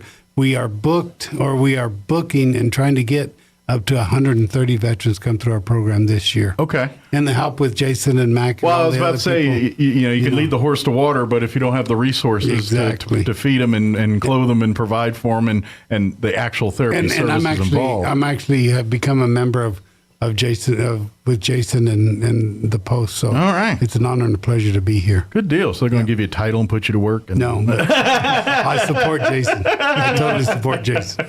Very good. Excellent. Now, how long is this? Have you guys? I'm sorry. What year did you start this again? We created this in 2014. We got our 501c3 in 2014, and we were working up there in the Chama area. Okay. And we've helped actually veterans from a lot of. We've had veterans from Arkansas, Texas, Oklahoma, Utah. Great. So you're Colorado, getting some outreach yes, here. All of New Mexico, and quite a few people from Phoenix, Arizona area. For folks listening, do you guys have a website or some kind of? I know you have our brochures, but if someone want to get online somewhere and do a little reading, is there a place they could do that? If you could, please check our website out. We're very proud of it. Our website is healingamericasheroes.org, O-R-G. Okay, and they're welcome to call me anytime, day or night. Sure. My phone number is 575-756-8557, and we're here to help our veterans, first responders. And I like it because, too, is I imagine you probably see a lot of vets and first responders that maybe they've tried other things and didn't have success. Right, yeah. And they're looking for, And see, that's where we have no doctors. I mean, right now we're just a recreational therapeutic program. Sure. We do have therapists and counselors available, but it's not mandatory that they have to talk to the doctor or talk to anyone. You're working on the soul here. Exactly. Exactly. That makes complete sense.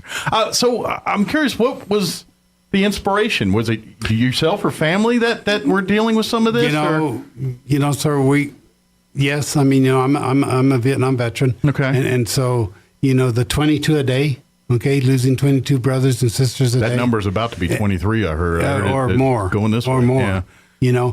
And so that was our main main reason for starting this was the 22 a day and also the an alternative to the medications that they're issuing to so we're doing. This is a recreational therapeutic program. Sure. So we do it outside. We do it, with the heart and soul and the mind, and try to stay away from as many of those drugs as if someone's going through clinical treatment things, this would be in addition to, not exactly substituting or supplanting for. Correct. This is in addition to whatever professional care or help you're getting. Yes, sir. That's right. Very good. Yeah. Awesome. Glad to be here. It's really, and I'm hoping a few people hear about this and say, I knew someone who could really benefit. And call. It's easy to sign up. You get on our website. The first thing you see is our application. You can volunteer. There's a volunteer application, or if you want to come through the program, the schedule is laid out there in our website, and it's very easy. And if you have any trouble, just call us. And it's a heck of a way to get some people to go fly fishing with you and horseback riding. If you're thinking, I do this by myself, I got a couple buddies, maybe I can, help them cope with life. And now I got a fishing buddy on the weekends. Well, a lot of them come in with their battle buddies. Yeah, I would imagine. Yeah, and we've had a couple of them where they've showed up at 5 or 6 at one time. That's great, and that's good because they'll rely on each other as well to go through that. So that's a good thing. That's a real good thing. Get 3 hots in a cot. It's 3 hot meals, a place to stay, and therapeutic. Yeah. Therapeutic and military, and you guys can attest to this just as much as Eddie can. That military. That's how we coped anyway. When we did things in the military that sucked, because you do that from time to time. Part of doing it with your brothers and sisters, your comrades. That's kind of how you get through some of that stuff, That's why I'm in the VFW. Yeah, exactly. And hence the why VFW and organizations like it are one of the reasons we exist. Absolutely. So let's talk the swinging of the balls and hitting par and birdies and bogeys and all that stuff side of things. Talk a little bit about the tournament, the nuts and bolts. It's probably a 4-person scramble and all the stuff that golfers know. Yeah, we're going to start it off on Friday with the 9-hole best ball 2-person. Just kind of get the juices flowing on Friday afternoon to warm start up a little bit. and have a little competition. Hopefully, earn win a little prize money and stuff on Friday. And certain bragging rights, right? Yeah, definitely. I imagine there's a lot of veterans that are going to be walking around this thing, and in case you haven't noticed, we do talk a lot of smack.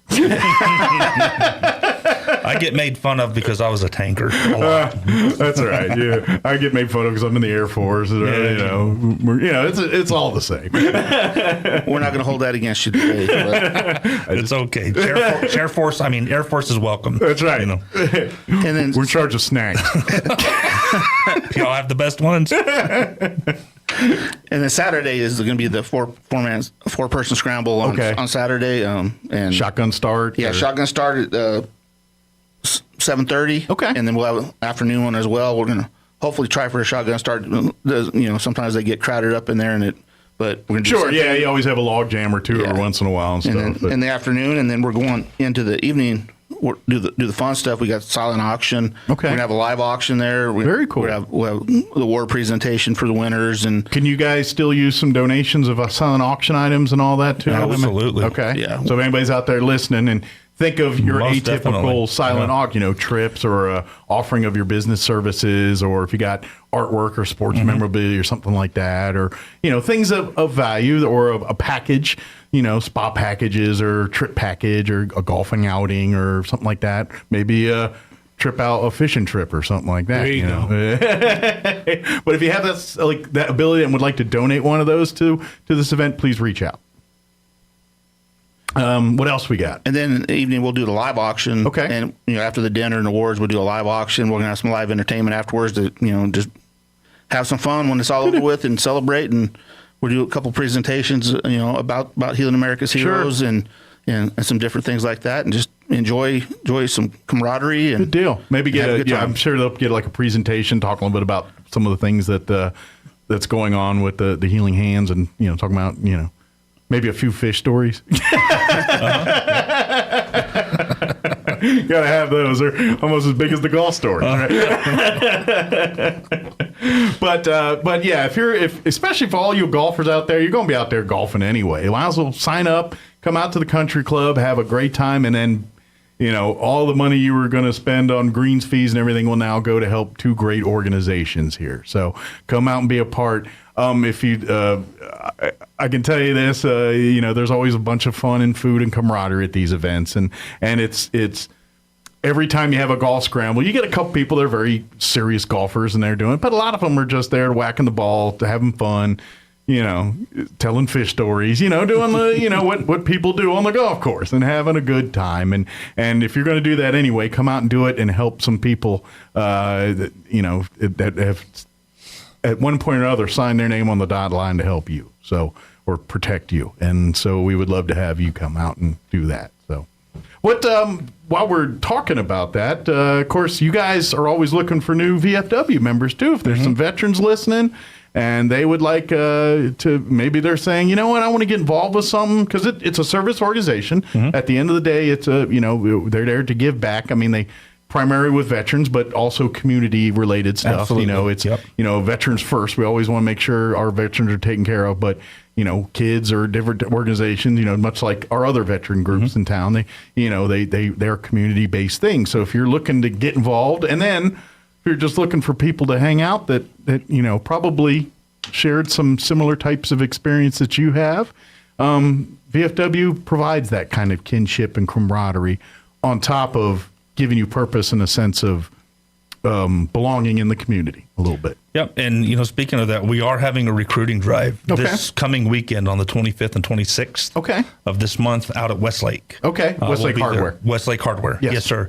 We'll be there all day, both days, Saturday and Sunday. Okay. We'll be recruiting, and we'll also, like you said, if anybody wants to donate for the golf tournament, sure, we'll be collecting cash. Is good too. If you don't have prizes to donate for things, but you got a big fat check or a suitcase full of cash you want to bring by, no problem. Come on in. No problem at all. Make sure the bills are not marked and it's traceable, please. Yeah, but I won't ask about it. Why is this in a briefcase? No questions. No questions.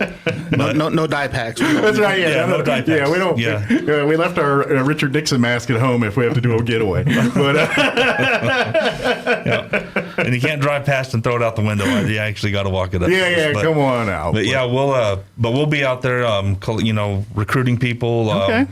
Donations. We're going to have a poppy drive as well. And if you're curious about your eligibility requirements and things, that way they can talk to you. It's with VFW. Obviously you have to serve honorably, but there's certain windows of what they call combat windows that if you serve during these time periods, and odds are if you've served any time in active military within the last 20 years. Because there's a chance. Absolutely. We've been involved in so many of between stuff with Saddam and stuff with Afghanistan and stuff in between. There's enough there where I know when I was a kid, people were like, well, I've been fought since Vietnam and things. And now it's like, well, there's 3 or 4 different conflicts that kind of will qualify you for. So pretty much. Well, so in a nutshell, if you've ever drawn imminent danger pay, hazard fire pay, or of course served in an actual combat zone. And also South Korean service as well. Okay. When I say South Korean service, I don't mean the actual Korean War, which does qualify, by the way. But if you did a tour in Korea. A tour in Korea, then that's also a qualifying ribbon as well. Yeah, I know in the Air Force that's a remote tour, and there's 2 bases, Kunsan or Osan, and you get sent to one or the other. And I know for Air Force side, you're pretty much spending the year sucking rubber because they're exercising. And because technically, as we talked about this last time, is Korean War never ended. It's still an armistice. Yeah. So technically, when you get assigned to a Korean base or base in Korea, you are in a war zone, and you therefore get the hazard pay and all. I mean, there is some perks to that. You want to, if you're a broke GI. Like your 20s, and they send you to Korea for a year, and because you really don't have a whole lot of money to spend money on. Unless they come back married. Right. Then, but learn that lesson. You go alone, come back alone. But anyway. That's true. But anyway, if you're broke and an airman, you sit a year in one of those places. Next thing you know, you got a big fat bank account. So it's really nice. I got lucky. I missed the Korea bullet. I never got to had to go to Korea. Well, if I would have re-upped, I would have probably gone. I did sit in Kuwait for a while, and then Kosovo. I was a part of that in '99. So that qualified me, but that's kind of I was in the rear of the gear loading bombs. So, but if you are a veteran, again, you come out to Westlake this weekend and visit, or if you're not in town, you guys meet the 4th Thursday of every month. Depending on the last Thursday. Sometimes the month has 5 Thursdays, but the last Thursday of every month. Okay. At 7 p.m. at Grace Community Church. Yeah, and you're more than welcome to come to that meeting. And you guys get underway what time again? 7 o'clock. 7 p.m. 1900 hours, whatever you want to call it. Yes, that's the other time for you people that weren't in the military. I have guys in radio that weren't in the military. Yeah. But because we also use a 24-hour clock for some of our radio stuff. You tell them 13:30 and they look at you like, what? Yeah. Or they look at me, what time is that, Mike? 1:30. Thank you. It's like, it's just math, man. Do the adding. They can teach Army guys how to do this. You can figure it out. Oh, man. Hey. That's okay. That's all right. But, that's all right, Flyboy. We'll let that one fly. Working smarter, not harder. That's what we do. But definitely, please come be a part of this, and then come out and if you're if you're a veteran and you're looking for a place to meet some people, get involved. And it's certainly, if you're a vet out there, or anyone really, and you're needing help, you're needing resources, please reach out. VFW Post 12184 will definitely put you in the right direction. As I can safely say, every American Legion post in this town will do the same thing. Pretty much any veterans organization. If you come in, you need help, there's going to be someone that'll put you in touch with the people to get that help too. Whether you need help navigating VA services or something, which we all know that can be a mountain of nightmare. It's like going through the Wizard of Oz. That's really what it is. I'm pretty sure it's designed to not let you in. You know what I mean? Like that's what I used to call it. I'm going to the Wizard. I'm off to see the Wizard. Anytime I went to the VA hospital. Sure. But and then, of course, if anyone's listening and they're thinking, man, I know someone that could use help with, they're going through PTSD or, like maybe you're not sure if it's PTSD. You just know something's not right with this person. And maybe, because we can't put a finger on it. To us, we assume it's one thing. You don't know. PTSD looks like a lot of different things. Most definitely. No two people could have PTSD and be complete polar opposites of how they act and do things. It's just it's human beings, everyone's different. And so, but if you think that, please reach out, call you guys, and they'll put you in touch with Eddie here, or check out Eddie's website or call direct.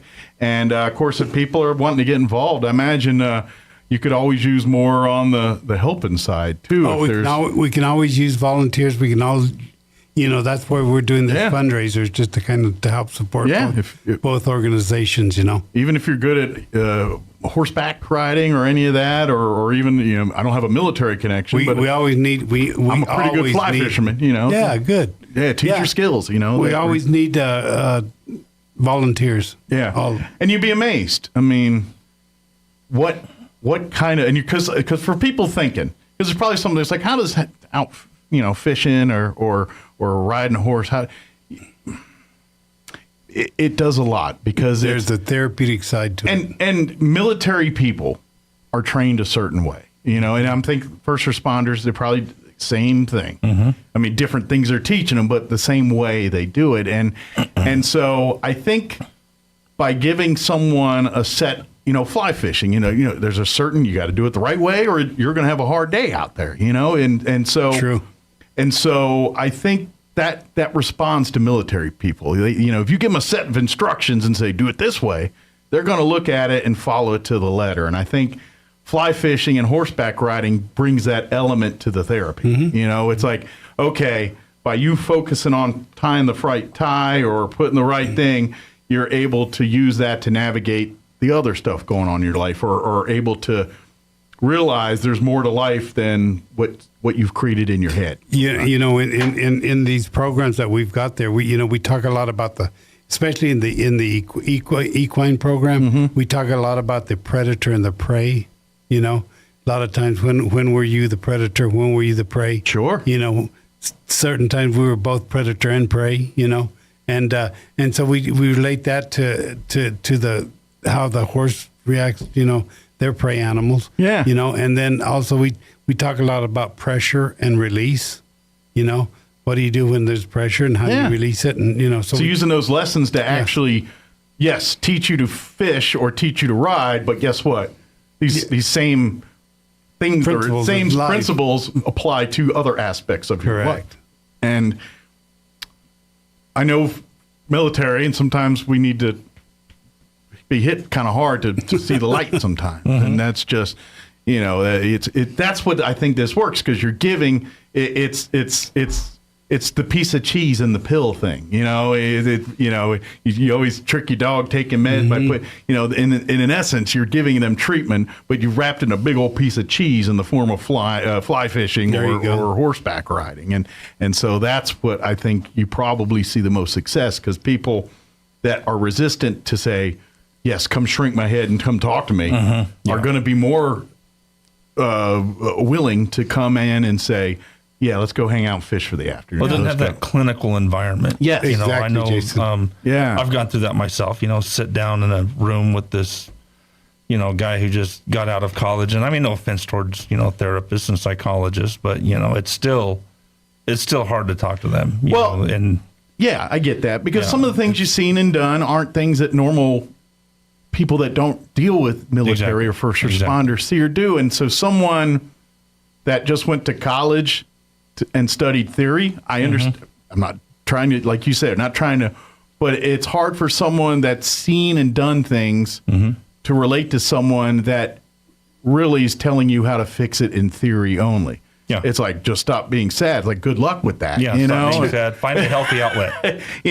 Whereas someone that's been there, done that, they respect more. Someone, you know what I mean? Because it's like, it's no different than, alcoholics working with other alcoholics. It's the same, great, tell me to stop drinking. Good luck with that. If I could do that, I wouldn't be sitting in this meeting to begin with, Exactly. And I think there's some of that there too with this program, is when you got other vets in the room and others talking that seen as much or if not more than you, and you see them as the example of, hey, they seem to be doing all right.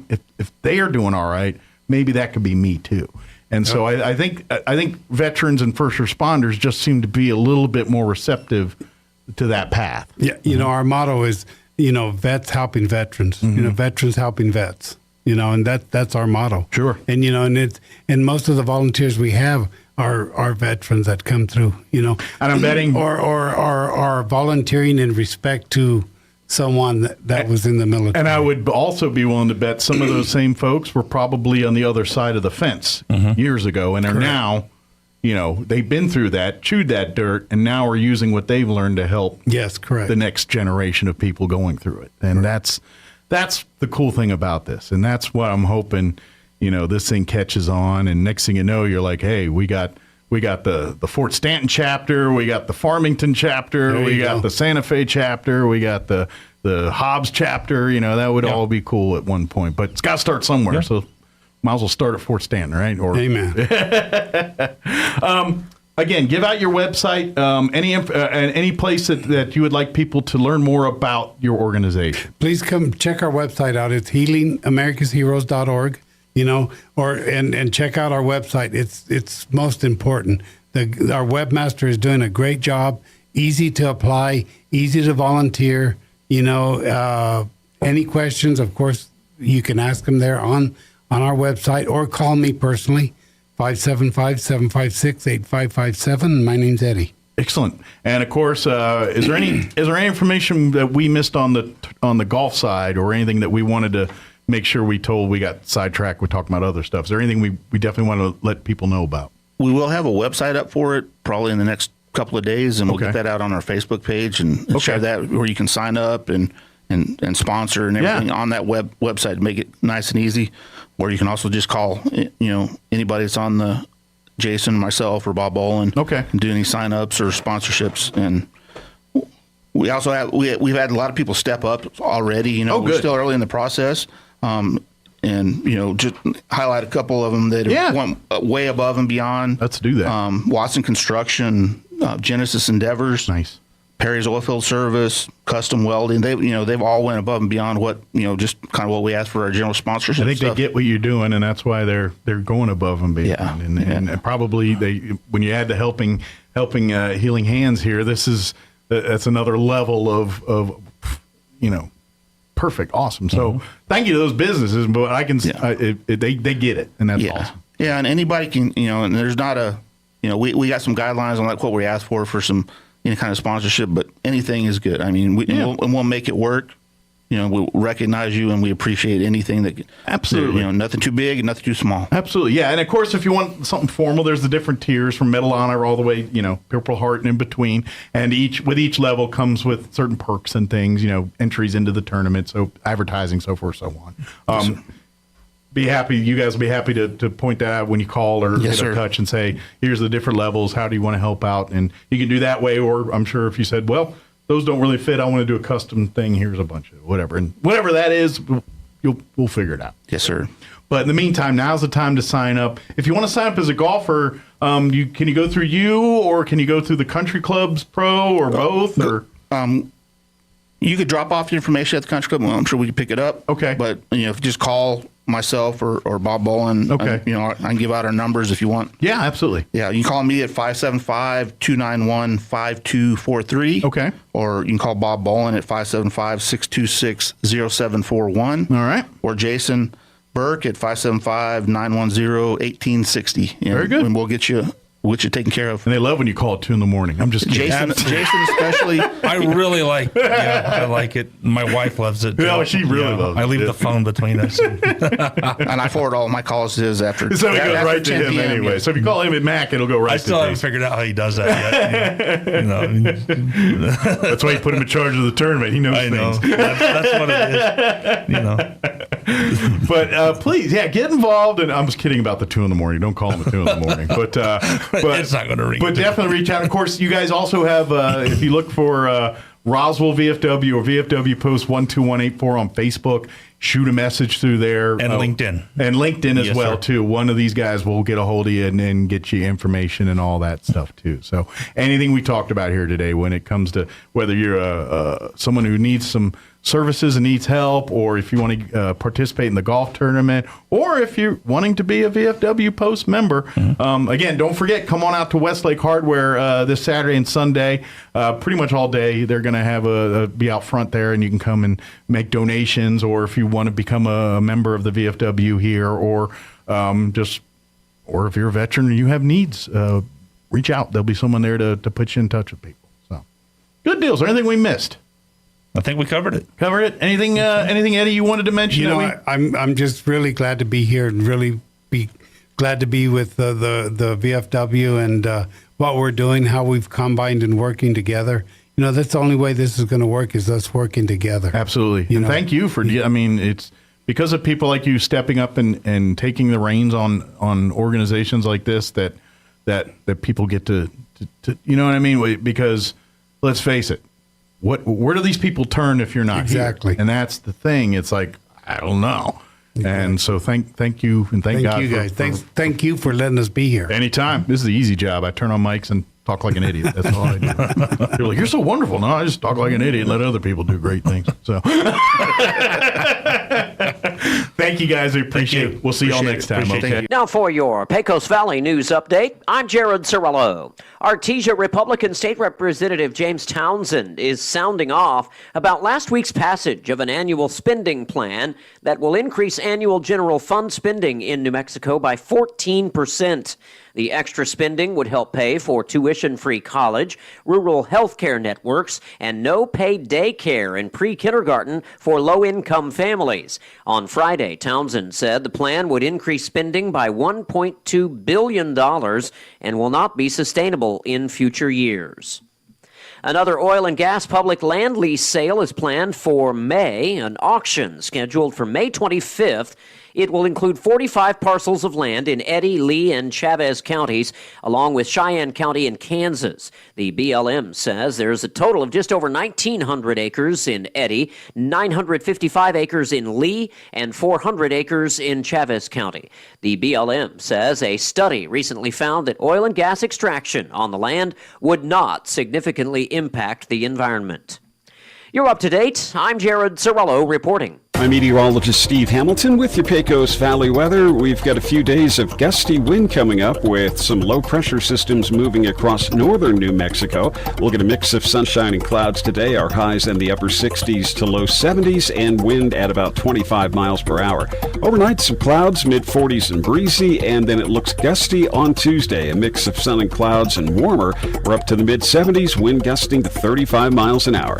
That's your latest forecast. I'm meteorologist Steve Hamilton. With the Wall Street Business Report, I'm Bill Alexander. Wall Street closed with sharp drops on Friday as worries worsen about the banking industry and fears rise that it could drag the economy into a recession. The worries are still rising following the second and third largest U.S. bank failures in history. President Biden has called on Congress to allow regulators to impose tougher penalties on the executives of failed banks, including taking back compensation and making it easier to bar them from working in the industry. Ford is recalling more than 1.5 million vehicles in the U.S. in 2 actions to fix leaky brake hoses and windshield wiper arms that can break. The largest of the 2 recalls covers nearly 1.3 million 2013 through 2018 Ford Fusion and Lincoln NKX midsize cars. The second recall covers more than 222,000 F-150 pickups from 2021. The windshield wiper arms can break. For the Wall Street Business Report, I'm Bill Alexander in Washington.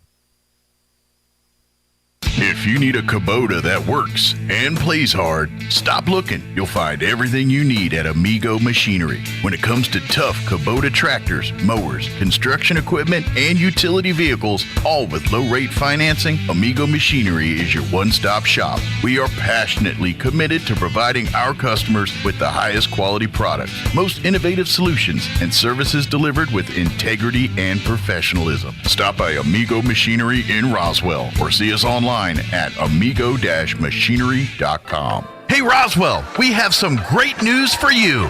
Fiber construction is now complete in Zone 25, which means faster and more reliable internet for you. Don't miss out on this opportunity to upgrade your internet connection. Visit our website at plateautel.com to see if you qualify. Or better yet, sign up now at plateautel.com to ensure you're connected to the fastest internet in Roswell. It's time to say goodbye to slow buffering and hello to lightning-fast internet speeds. Hurry and sign up today. Plateau, tried, true, trusted. ENMU Roswell offers high school students the opportunity to get a head start on their college education journey into healthcare. Through the Allied Health Careers Pathway, high school learners can enroll in dual credit courses that introduce them to a wide range of careers that include emergency medical technician, paramedic, nursing, occupational therapy, respiratory therapy, medical assisting, phlebotomy, and nursing assistant. Start your healthcare career path at ENMU Roswell. Contact your high school counselor for more information. You are 13.8% more likely to die on your birthday. Think about that the next time you want to celebrate your birthday month. Here's Mike Winters. And good morning. It is 8:56. Got a few minutes here before we wrap up this hour of the show. Stay tuned next hour. About 9:15 or so, we're going to play our interview we had Friday with Chaves County Manager Bill Williams, and talking about the commission meeting they had last Thursday. Sorry, I got the hiccups. And so we talked about that. We talked a little bit about the legislative stuff and a few other things as well. So we'll play that interview for you next hour. I do want to mention that we are approaching a deadline pretty quickly here. The Historical Society for Southeast New Mexico, thank you to the Linda Hayes Trust. They, once again this year, are offering scholarships for high school seniors and a scholarship also for college students as well. The deadline to get your applications coming up fast here, March 31st. You got the rest of this week and next week to get this application in. But they're offering a $1,250 scholarship in humanities and arts, two $1,250 scholarships for STEM, two scholarships for $1,250 for character, and then, this is new this year, one $1,250 continuing education scholarship. This one is for college students only. To if you're enrolled in college or higher learning, you can apply for this scholarship. But the character, the STEM, and the humanities and art, those are for high school seniors. Get your applications by logging on to roswellnmhistory.org. www.roswellnmhistory.org. You'll find a link to the application there. You can also email or call if you have any questions. Call 575-622-8333. Again, that's 622-8333. Or shoot an email to historydirector@outlook.com. Amy will get that email, and she'll answer any question that you may have or anything. But you got to get those applications in by close of business March 31st. If you wait till after that, you are not going to be considered for any of these scholarships. So make sure you get those applications turned in. We're approaching. We've had about 2 months, a 2-month window. It started February 1. And so we're now in the 2-minute warning portion of the getting your applications in. You want to get it done, better get it done here pretty quick. You got till March 31st to get those applications turned in. So, and the people that select that, there's a committee. I don't envy them because they have a difficult job because the applications are all good. You read them and you want to give every one of them $1,250, but there's only so much money to give, and so they do an amazing job of going through and arguing and debating on exactly who's deserving of these. So I like to make it hard for them. I don't envy them, but I want to make it hard for them because I want to get a bunch of applications in. So get those applications in and make it hard for them, even though we appreciate what they do. All right, you're listening to 106.5 Roswell's Talk FM, KEND, Roswell, New Mexico. We'll be back on the other side of news. Don't go away. News this hour from townhall.com. I'm Rich Thomason. Republicans are condemning the potential indictment of former President Trump by the Manhattan District Attorney, saying it's another attempt to keep him from winning back the White House. Some prominent Republicans worry about the possibility of violence should Mr. Trump be arrested and charged in New York's hush money investigation. In social media posts, Trump urged supporters to protest if he gets arrested. Those appeals have raised concerns that potential demonstrations could turn violent. Trump's former national security advisor, H.R. McMaster, and former economic advisor, Gary Cohn, are both calling on Trump supporters to respond peacefully to any developments this week. White House correspondent Greg Clugston. Swiss banking giant UBS buying its troubled rival Credit Suisse for close to $3.25 billion. New York Community Bank will shell out $2.7 billion for failed Signature Bank. With Russia-China relations warming, Chinese President Xi has arrived in Moscow for meetings with Vladimir Putin. Our military affairs analyst, retired Lieutenant Colonel Robert McGinnis, says the Putin-Xi relationship was solidified some 15 years ago. And they put in place a 5,000-word document that says essentially that we're good friends. We're, there's no difference. Nothing's off limits to our relationship. Well, apparently more layoffs on the way at Amazon. An internal memo saying the company plans to lay off roughly 9,000 workers in the coming weeks, the second largest round of layoffs in Amazon's history. On Wall Street, the Dow's up 339 points, the Nasdaq 24 points higher. More on these stories at townhall.com. Everybody wants cheap airfare, but where do you find it? You call low-cost airlines. Their prices are direct from the airlines, and they're so low you can't find these fares published anywhere. They specialize in cheap flights, discount hotel rooms, cheap car rental rates, and great package deals anywhere around the world. Wherever you want to go, they can help you get there cheaply and with a best price guarantee. If you want the lowest prices on your airline tickets or other travel services, call now. That's right, call. That's the only way to get these rates. Experts are standing by 24/7 to get you the cheapest airfare and hotel rates available. So don't wait. Call right now for the lowest travel prices anywhere and for great last-minute travel deals too. Call 866-755-5300. That's 866-755-5300. Again, that's 866-755-5300. Call us right now. The Israeli government says it is prepared to modify its plan to overhaul the judiciary following 2 months of nationwide protests. Benjamin Netanyahu's nationalist coalition said overnight it would delay part of its plans to limit the powers of Israel's Supreme Court. But crucially, the legislation that would effectively give the government the power to appoint judges will still be pushed through within a fortnight, albeit with some modifications the coalition sees as a gesture to soften the reforms. But the opposition has immediately rejected this, while protest leaders have said the announcement is not a compromise, but a declaration of war against Israeli democracy and its citizens. The BBC's Tom Bateman in Jerusalem. New report says an estimated 43,000 people died amid the longest drought on record in Somalia last year, and half of them were probably children. It is the first official death toll announced in the drought that is withering large parts of the Horn of Africa. Townhall.com. It wasn't a bird and it wasn't a plane in the skies over California Friday night. Amazed people in the Sacramento area, like Jamie Hernandez. What is that? We're posting on social media about streaks of light in the sky and commenting that they had never seen anything like it.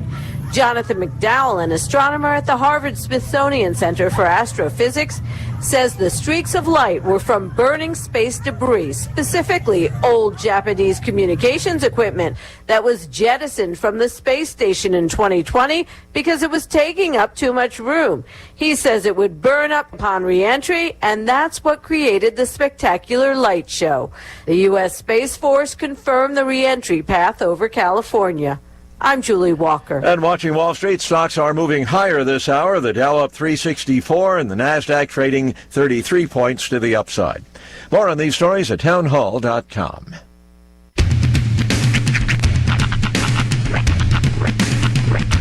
What in the wide world of sports is going on here?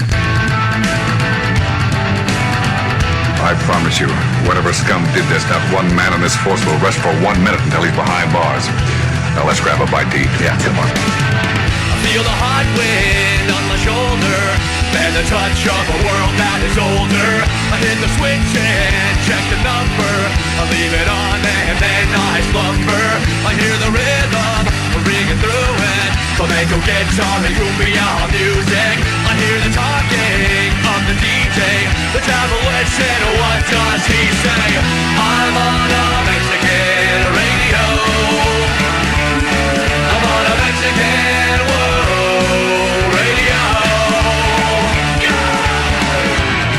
Broadcasting live from high atop the J.P. White Building in downtown Roswell, New Mexico. It's Mornings with Mike Winters on 106.5 Roswell's Talk FM. Is that what I sound like when I talk? Now, here's your host, Mike Winters. And good morning. It is 6 minutes after 9 o'clock. Welcome to hour number 3. Jason Biernos. Of Mornings with Mike Winters, right here on 106.5 Roswell's Talk FM. Buenos Monday to you. Hope you're having a good Monday. I know it's hard to say that. Unless you're on spring break, then it's a fine Monday for you. But for the rest of us, just a garden variety regular Monday. Enjoy your day. I think the college had their spring break last week. Was it last week? Yeah, even though they're recognizing spring break this week. Well, so they don't have class. I don't know. I'm pretty sure I looked it up online and they didn't have it last week. But, gotcha. Do your roommates have classes this week? I don't know. I'm going to find out today, though. Okay, I don't think they do. I'm probably going to go down to the college, and then today will be the week that they're closed. Could be. Could be. Because I didn't go last week. I didn't even bother because I looked it up online. So. Okay. It might be. I don't know. But happy spring break for those that are celebrating the spring break. Hope it's a good one for you so far. It's Monday, and then you got a whole week of no one complaining and doing stuff. We're going to play our interview we had with County Manager Bill Williams. He joined us Friday to recap the County Commission meeting they had on Thursday. We talked a little bit about legislative stuff and a few of those, sand dune lizard, prairie chicken conversations. We had some of those too, so we'll play that for you here in just a little bit. Back doing that mess again. So. You mean like the movie Dune? Well, I remember. Well, it's ridiculous. It's the tactic they use to go after oil and gas and they endanger this animal that is actually a pest and nuisance in other parts of the country, but endangered here. It's like, come on now, this is stupid.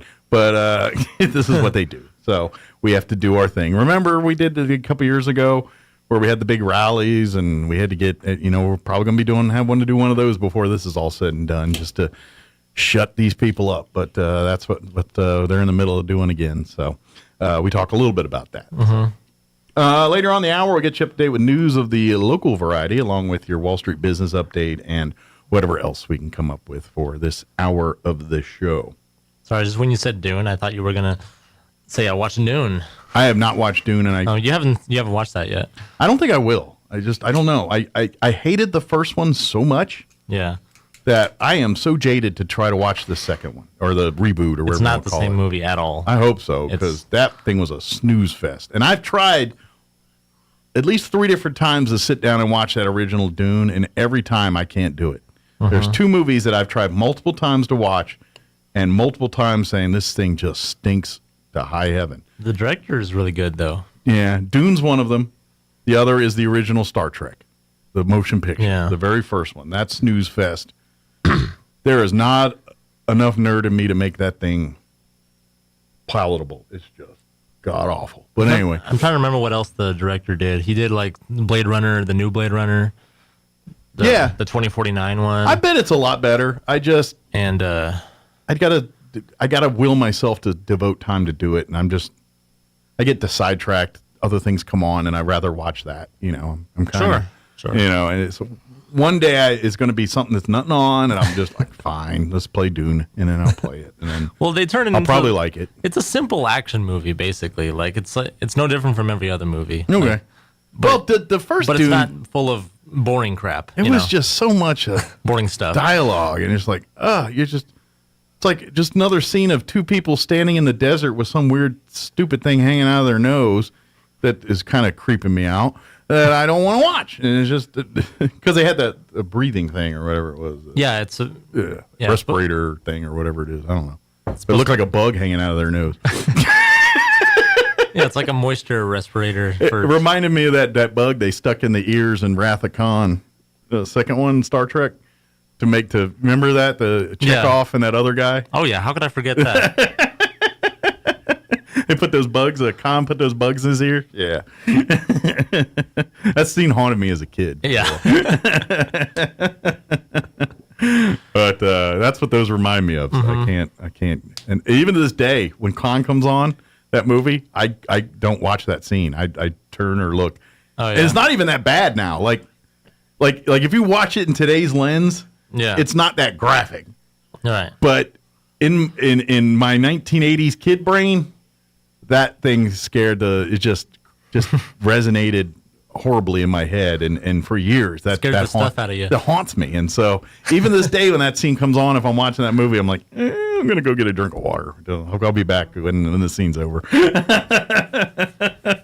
And it's that same scene where Khan puts those stupid little bugs in their ears, and they sit there screaming, "Oh!" as it crawls in. You're just like, "Oh, yeah." Let's talk about food. Yep, that and they kind of rebooted the movie a little bit with this new Star Trek cast, because they did the second one with Khan, and Benedict Cumberbatch was Khan, and he's a different Khan. He's not. It's not the same story. It's a whole. I never watched that one, but I heard it's terrible. It wasn't bad. It wasn't great, but it was all right. Way better than Star Trek: The Motion Picture, but not nearly as good as Wrath of Khan. So it's somewhere between those two. Yeah, but that's bad the motion picture is bad in a different way, where it's just like, it's like Dune. It's boring. It's still true to Star Trek. Yeah, but I still can't get past the scene where they're trying to show off the new Enterprise, and they sit there for 45 minutes of just showing the stupid ship going, oh, and you see a little spaceman kind of. Most people check out at the warp speed scene where everything's all morphing and stuff. Yeah, see, I don't even get that far. I check out the 45-minute just staring at the Enterprise in dock, getting ready to launch for 45 minutes. I can't get past that because I'm just like, why are we sitting there watching this for 45 minutes? So, never get past that. All right, I probably should get the interview going. So, Kim's tired of talking about Khan. Check out Dune. Eventually I will. One day I will. Maybe if I'm dying in the hospital, I'll be like, hey, put Dune on. I got to check this out before I kick the bucket. But I'll check it out eventually. It is 9:13. Let's go ahead and get you up to date on the weather. I'm meteorologist Steve Hamilton with your Pecos Valley weather. We've got a few days of gusty wind coming up with some low-pressure systems moving across northern New Mexico. We'll get a mix of sunshine and clouds today. Our highs in the upper 60s to low 70s and wind at about 25 miles per hour. Overnight, some clouds, mid-40s and breezy, and then it looks gusty on Tuesday. A mix of sun and clouds and warmer.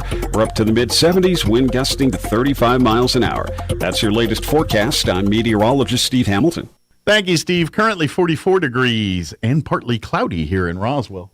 Although I feel mostly than more partly, but I'm using their terms, not mine. Humidity is at 65%. Winds currently out of the south at 13 miles per hour.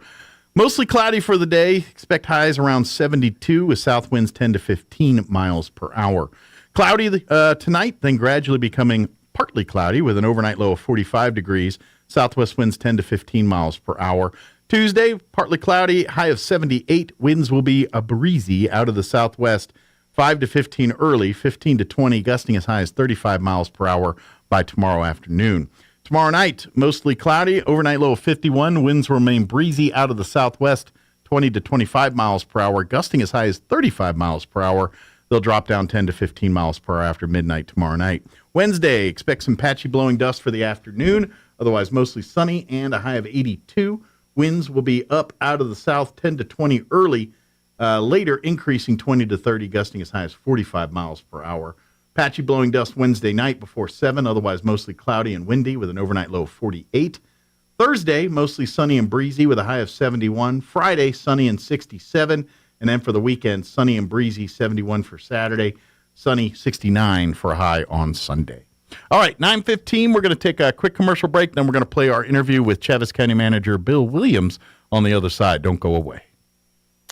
Wakefield Oil Express has the highest quality service in Roswell with a 17-point full-service oil change that includes a full wash and vacuum at their car wash. You won't find a better deal. They also offer full synthetic oil changes, fuel and cabin filter replacements, and will even check your battery. Their tunnel wash isn't afraid of dirty vehicles. They have the best value wash in town with free vacuums. They even offer wash passes that can be used for multiple vehicles. Next time you need your oil changed, go to the fast and efficient Wakefield Oil Express and let them earn your business. 3204 North Main, Roswell. Hi, I'm Dr. Keon at Carabelli Dental. Same-day smiles are what we do. My passion is helping patients chew, talk, and live with confidence. That's why I'm one of the few doctors in the U.S. who can create beautiful same-day smiles with the latest digital implant technology. This procedure is life-changing. Just ask Sean. Hi, I'm Sean. I've been that voice that you've heard on the radio for most of my life, but I'm also a dad to two amazing kids. I've had a million reasons to smile, but in all my old pictures, I was never smiling. Truth is that life of improper care and being dealt a bad hand genetically left me practically with no teeth. It affected everything from the way I ate, the way I talked, and of course how I interacted with people. And that's where Dr. Keon and Carabelli stepped in. They eased my fears. They explained every step of the process in a way that I could understand, and they made me feel almost like I was part of the team. And now, I can't stop smiling. I have so much more confidence, and I love looking in the mirror now. I can't explain how much of a difference Dr. Keon's dental implant process made for me. Our team can help you find your smile too. Come see us at Carabelli Dental, 575-622-4455. A Greek-Canadian man invented the Hawaiian pizza. His name was Tex Colorado, and he was from Detroit. Here's Mike Winters. Mike Winters. And good morning. It is 20 minutes after 8 o'clock, and joining us in studio this morning, Chavez County Manager Bill Williams with us this morning. Good morning. Good morning, Mike. How are you today? I'm well. You're doing well? Under the rainbow or whatever with the St. Patrick's Day. Looking for your pot of gold. So. Absolutely. Been looking for a while. I think a lot of us have. Let me know when you find it. Well, for folks not familiar, Bill joins us each month, generally right after Chavez County Commission meets, and gives us the rundown of some of the things that the commission discussed. And then, of course, we'll talk other county business, other things happening in and around the county. So get ready. We're going to tell you about what happened around the county. We're going to do it. Yeah. I noticed I was joking with Bill earlier because I always try to pop in and at least watch some of the video before, just to kind of see what's going on and things like that. And I popped in yesterday because I actually got notifications saying, the Chavez County is going live. I was like, sweet, let's check it out. And I clicked on it, and it was after the show, of course. And then I was like, it was just, it was poor. There was like three commissioners, and they all just kind of look isolated up on it. And then you see Bill way in the corner there. But yeah, I think he had one on the phone and one absent, so it looked a little barren up on the commission chamber there. Yeah, Chairman Bill Berry wasn't able to make it yesterday, and as everyone knows, Commissioner Ezell spends a lot of time in Santa Fe this time of year. So he's taking care of that right now. He's almost legislator in Santa Fe. Well, he's legislator adjacent. Except he has no blame in any of the stuff. That's right. Our legislators usually are no blame legislators anyway, but boy, some of them are. Although he has the ear that even we couldn't. Oh man, access. You know what I mean? Right. At least not fully. Right. But he also gets to hear all the other side. There is a flip side to that. There is. But yeah, good news is, fortunately, they'll be wrapping up tomorrow. So they'll all be ready to come home and get a little downtime, hopefully. And I'm not sure anyone knows for sure how much damage they've done this year, but hopefully it's minimal. Do they think they know either? That's it. Well, unfortunately, they probably don't. Yeah. So it's that Nancy Pelosi. We got to sign it to figure out what we did, kind of thing. But no, all kidding aside, we're really thankful that we do have good legislators here in our part of the and they've been fighting state, and they've been fighting for us, and I mean they don't back down. Yeah. So, well, and because they're outgunned. Most of our legislators in our area are outgunned. They got a little support up in the other corner of the state, but there's a whole lot of adversarial opinions on the other side that they're constantly trying to kind of keep at bay, and they do a great job given the it's a numbers game, and they're not going to win the numbers game. They're never going to win the number, not anytime soon. But they turn some heads and sway some votes because they're so passionate about what they do and they care about what their constituents want, and they managed to get further along than you would think they would in a lot of cases. Well, and I think part of that too is Democrats are very divisive over. You've got the extreme progressives, and then you've got some of the middle of the road Democrats, and in the middle of the road Democrats are kind of working with the conservatives because their party's going a direction they're not comfortable with either. Well, so they're probably getting a little help there from that side, Well, and as we know, anything that's polarized to the level that it is, say on the national level, that's not good for us. We all need to come together and work towards common solutions and goals. And fortunately, we do have people on the. It seems like the more local the level gets, the more that happens. But the further away from the locale it gets, the more divided it is. The more wackadoo, yeah. Right. Well, it's seeing the forest from the trees, all that kind of thing. But let's talk about something exciting and good. All right. I like it. I'm ready. Speaking of representation and legislation and that sort of thing, we had a presentation yesterday from Constance Williams, who's Senator Ben Ray Lujan's aide in the Portales area. I mean, she covers our area too, but she lives in Portales, and she came and just talked about his representative for this area. Gotcha. She talked about constituent services that are available through not only Senator Lujan's office, but through our legislators do have these programs and stuff to help individuals out with a variety of problems. And she came and just kind of discussed what those things would be if you're a veteran and have a issue with a military thing, whether it's a illness or something that happened years ago and was never covered, go talk to them. If it has to do with agriculture, go talk to them. So they just have a deep bench of opportunities to do that. And she was kind enough to come down and talk to us. And then she stayed for the entire meeting to kind of hear what is happening on the ground here in Chaves County. Report back. And we'll report back. And one of the things that she's going to report back on, and we'll get into that here in a little while, is the Chaves County Commission opposed the listing of the lesser prairie chicken. Good. The southern distinct population segment. And like I say, that's a big, long story. So we'll get into that here in a minute. Now, We're still talking about prairie chickens. Oh, my goodness, yes. In 2014, they tried to list the prairie chicken. Yes. And their science was not good. And we took them to court. Chaves County was a part of that lawsuit. And they removed it from being listed.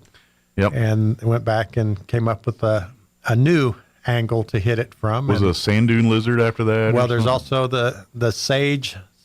Let's see, it's the sands sagebrush dune lizard. There it is. That pretty much is only in Chaves and Eddy and Lee County.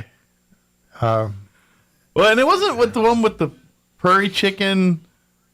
Like the other states are like overpopulated with them and yes, are having you can other. still hunt prairie chickens in part of the country. Yeah, I was about to say what they're trying to tell us is endangered is actually a nuisance in other parts of the country. So I guess we could get into the prairie chicken.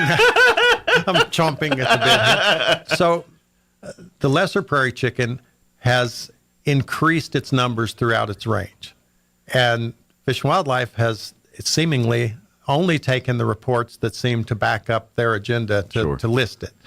Selective science. Yes, there's a report by a gentleman by the name of Hagan, Hagan, who says that they increased between the years of 1997 and 2013, that they actually increased on the range. And that was one of the reports that they used last time in the lawsuit. But they disregarded that information. They only used this quote science that backs up their their intended outcome. And that's been the problem all along, is that we don't necessarily agree that it's as imperiled as you say. Sure. Because we know it's very tied to weather situations. So it's a very boom and bust type of an animal. Sure. So when it's a wet year, just like quail, when it's a wet year, you've got them everywhere. And when it's a dry year, they restrict down to nearly nothing. But then next time it's a wet year, guess what? They know how to reproduce and they come back. It's called Mother Nature doing what Mother Nature does. And so the range for the lesser prairie chicken goes, up into Kansas, Nebraska, all the way up and through there. And the numbers have increased. Because they're getting more moisture, it makes sense. So the new angle is, let's call it a distinct population segment. So in the areas down south where they've had more of a drought, the birds haven't increased as much. Pick an arbitrary percentage. They need to increase by 5%, 10%, 50%, whatever their number is, in order to not be listed. Well, they increase by those numbers up north. That's arbitrary percentage. But where we are having a drought, they maybe didn't increase that much, maybe only increased 20%. Sure. Whatever that number is. Sure. And so, well, let's say they're a distinct population segment. They're not really the same lesser prairie chickens that they have in Kansas. These are different prairie chickens. Yeah, they're thirsty. Yeah. That's about the only difference I can see. There's no genetic difference. And there have been study after study and test after test showing that there's really no differentiation in the genetics on them. Talking and acting like a prairie chicken. and that they do cross from boundary to boundary. So probably when it gets, it only makes sense. Mother Nature tends to take care of itself. Absolutely. When it's dry here, what do you suppose they do? They probably go They migrate. to where it's exactly. They go to a wetter place. If they're thirsty, let's go to where the water where the food is. and so we feel like there's a lot of problems with the science that backs this. Sure.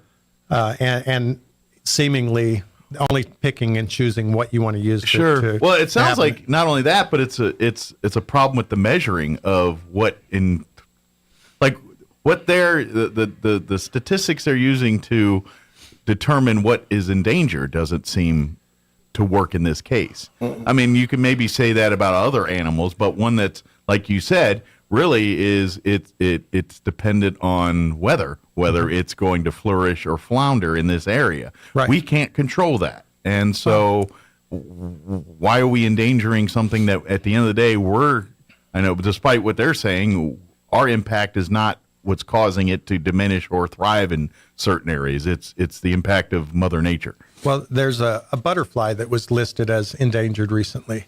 It was originally, in my remembering anyway, it was originally called the cloudcroft checker spot butterfly. Okay. They've changed the name now to the Sacramento Mountains checker spot butterfly. Sounds like it encompasses more area. Yeah, bigger region, more people care. But apparently they trapped them and determined that there are only 29 of the Sacramento checker spot butterflies in existence. Okay. And where'd my they pull question that is, number out of? Well, they trapped them. And I'm thinking, well, if you trapped a butterfly, how many of those, isn't that a stressful situation? Right. Isn't that a take Don't situation? they only live like weeks anyway? I mean, they don't live very long. Well, I'm not sure about the lifespan or anything, Yeah. but still, in the Fish and Wildlife, in the Endangered Species Act, you cannot harass or animals that are endangered. And harassment, anything that stresses them, driving by, shooing them off, right? Any kind of Trapping stuff like that, trapping them, having them for dinner. Although there's some better selections than butterfly for dinner. You can't do that. Right. But Fish and Wildlife can trap them. Well, isn't that a harassment? Do Isn't as I that say, yeah. take? There's only 29 of them. Who's by their hurt them only now? terms, Yeah. But that goes back to the thing too.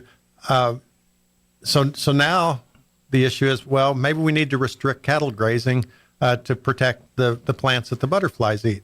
Well, the elk eat. You're not restricting the elk, which, by the way, are an invasive species. Brought in for hunters, and I'm glad they're here. They're wonderful. I'm glad we have them. Deer, the elk, all these things that eat grass, the bunnies. That's fine. Sure. And it's not only grass. There's flowering plants and stuff. But if you were to manage your forest and trim out so the light can get to the ground, guess what happens? Grass grows, plants grow. Yeah.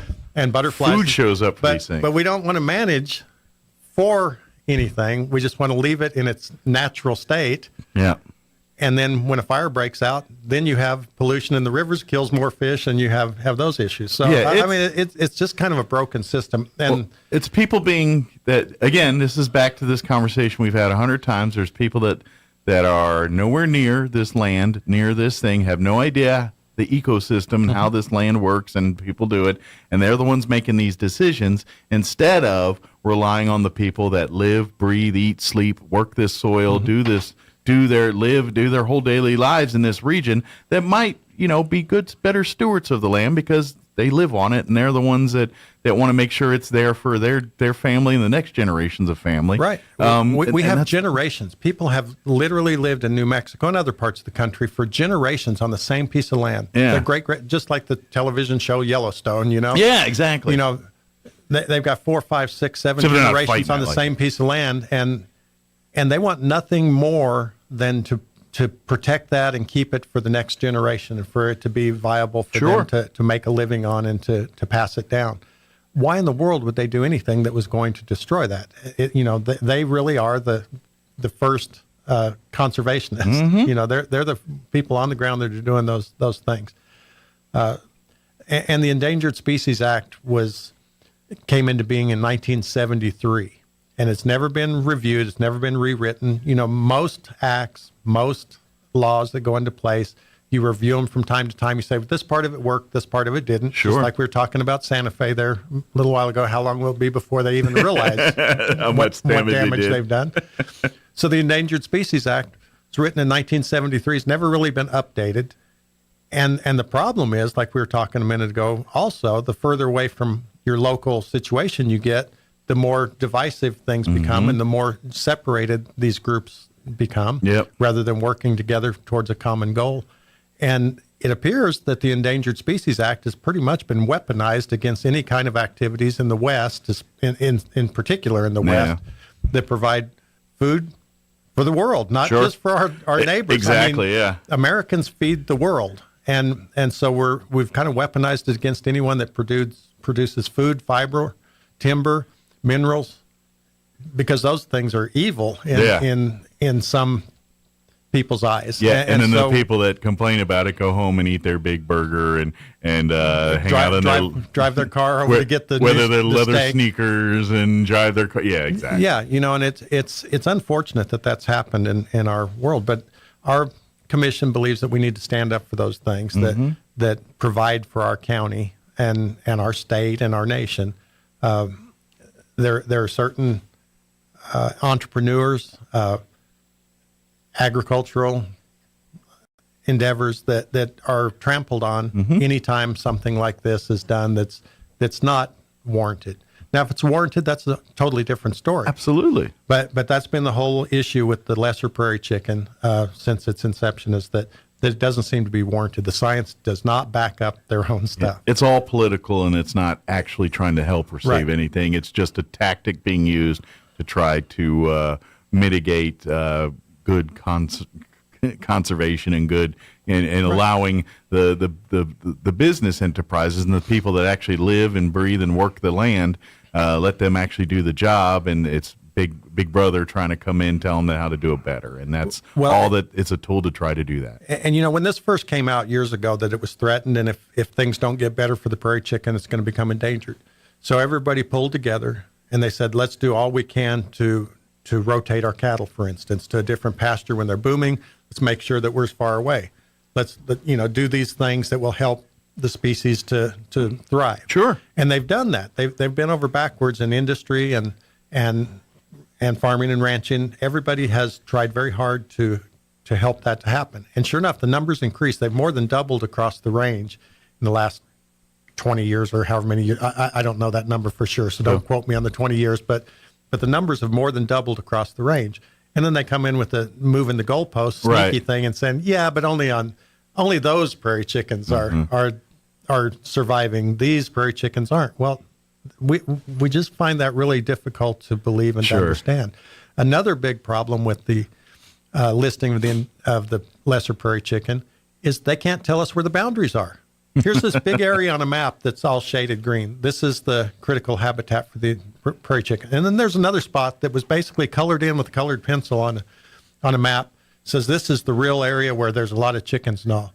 And made the comment, well, I know that the Fish and Wildlife has shape files. I know that they have people who deal with GIS maps and that stuff. Surely you have something better than a colored pencil on a map showing this is where they belong. Right. I need to know, is that my ranch? Is half of my ranch in it? Is half of my ranch out of it? Sure. Those were the questions. I need something a little more exact here. And we've been working pretty diligently with several counties.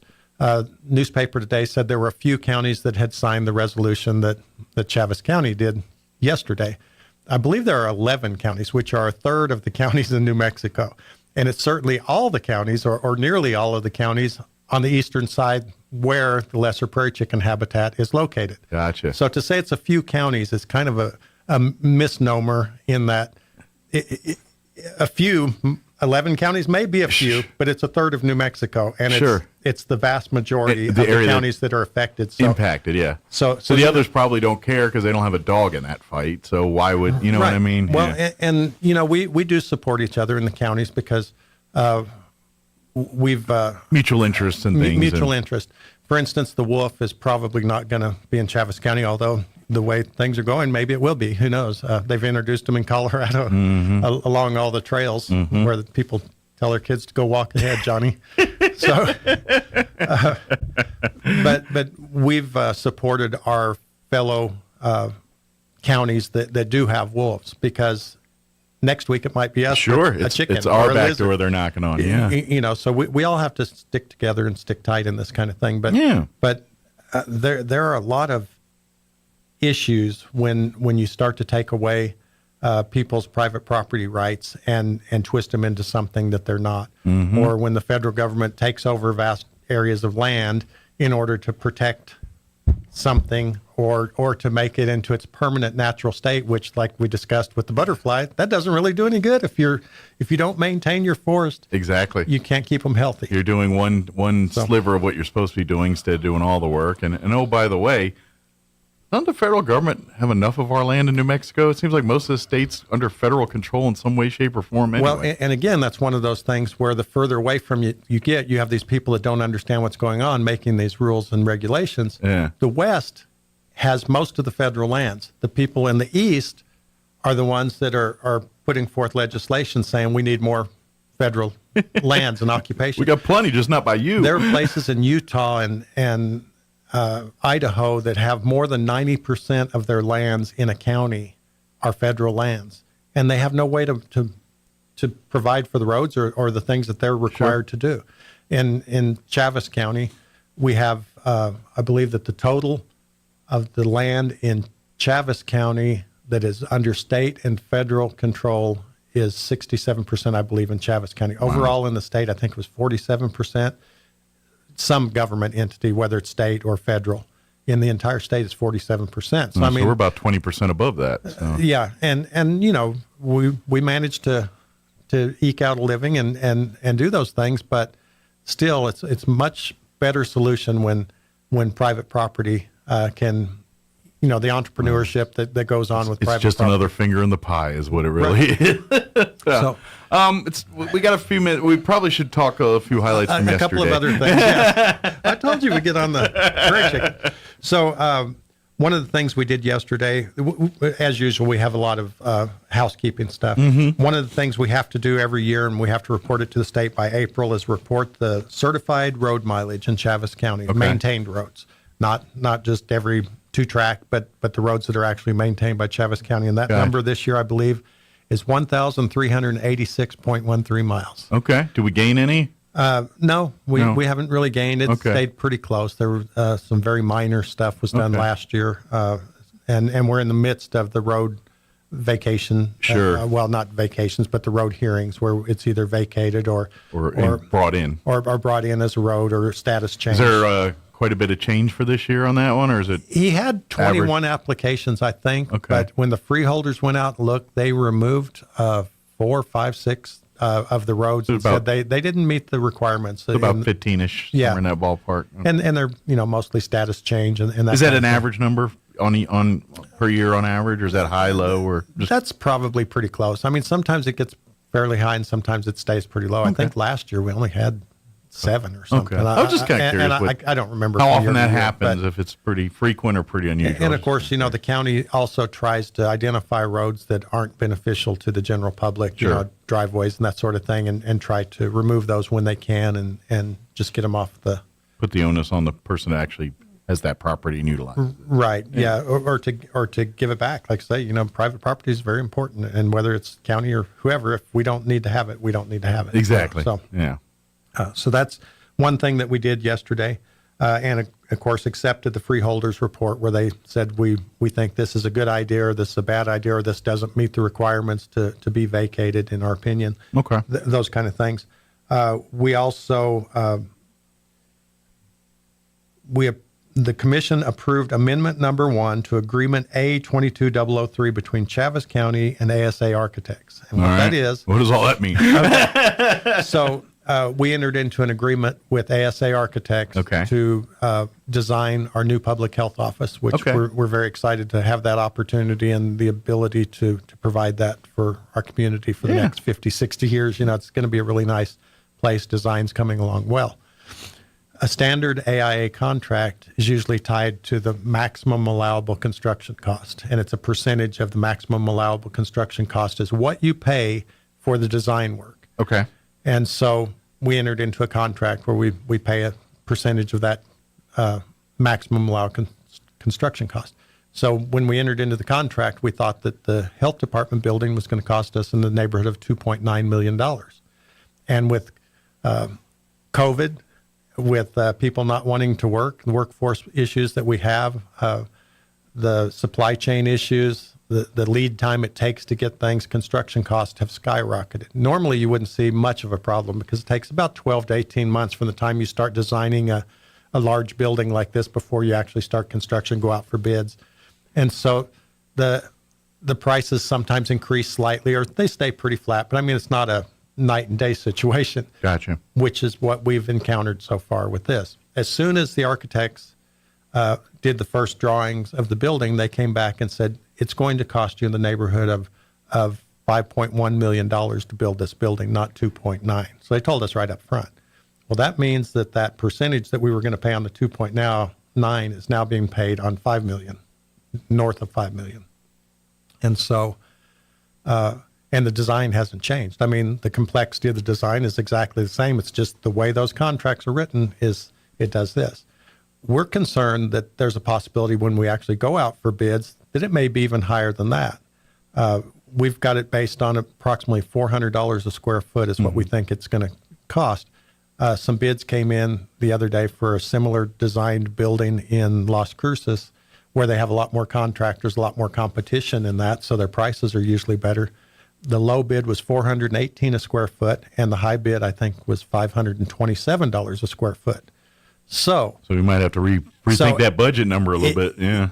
If this keeps happening, the price for design just keeps going up, and it'll never go down. And rarely. It's pretty unlikely that it's going to go down. Yeah. And so we talked to the vendor, to the architect, and said, "Would you be willing to convert this to a firm fixed price contract based on today's value?" And he agreed to do that.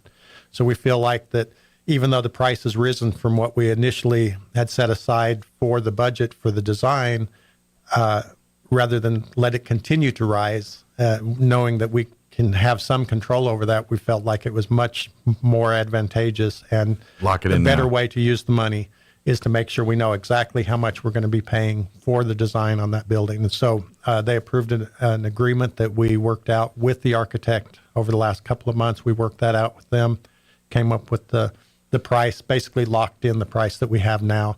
So if it goes up, it's not going to, if the cost of the building goes up so high that we need to do some value engineering and cut some things, we can do that.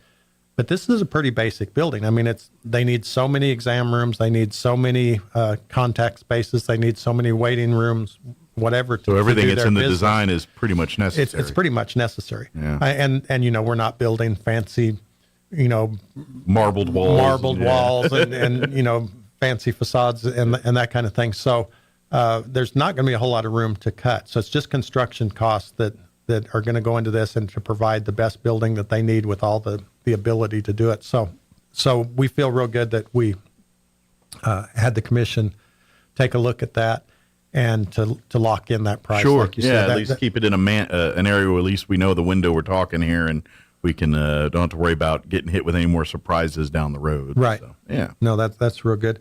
A couple other things we did. Some out-of-state travel. You know, we have to have the commission approve that anytime someone goes out of state.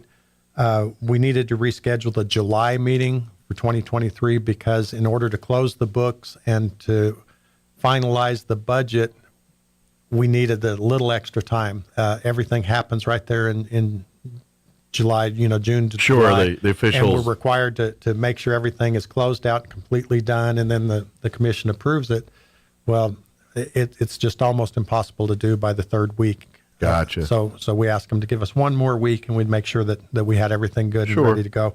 Law Enforcement Protection Fund application was approved. They say this is what we're going to ask them for, and the commission takes a look at it and says we agree with you. And of course, the sheriff and his department, they put a lot of hours into how they determine what they're going to ask for and how they do it. So that's usually a slam dunk.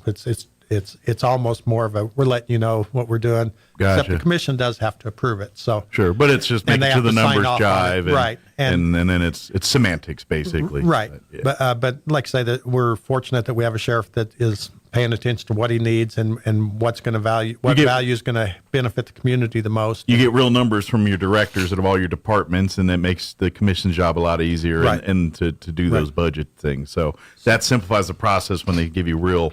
Okay, we're not shooting for pie in the sky, and we're not trying to lowball it to make it look like we're super efficient with taxpayer funds, which they are, but they're not going to shortchange themselves to do it. Yeah, right. It's not a false accounting. It's the real stuff. Exactly. And then the other thing that we did yesterday was permission to publish for the 2023 public road hearings. Okay. So as you know, the freeholders are appointed to go look at the roads.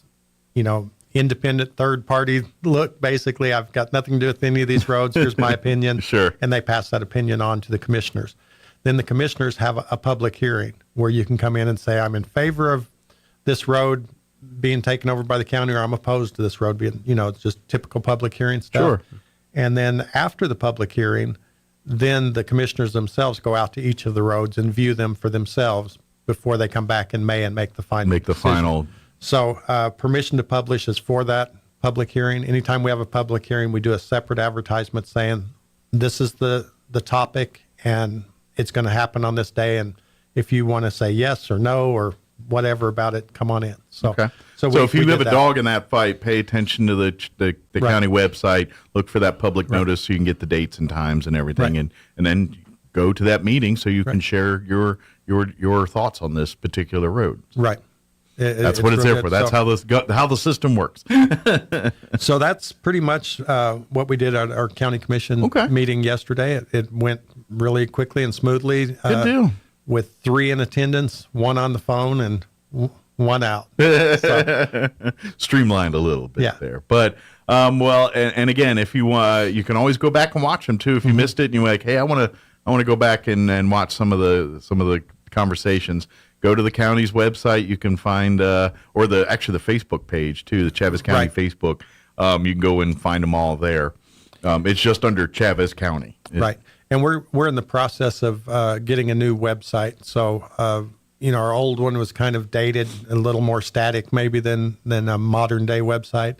And so our IT department, they've done a great job, like they always do. They protect us, and we don't have any ransomware issues or anything in our county. They do a very good job of protecting our assets, computer assets, and things that's all tied to.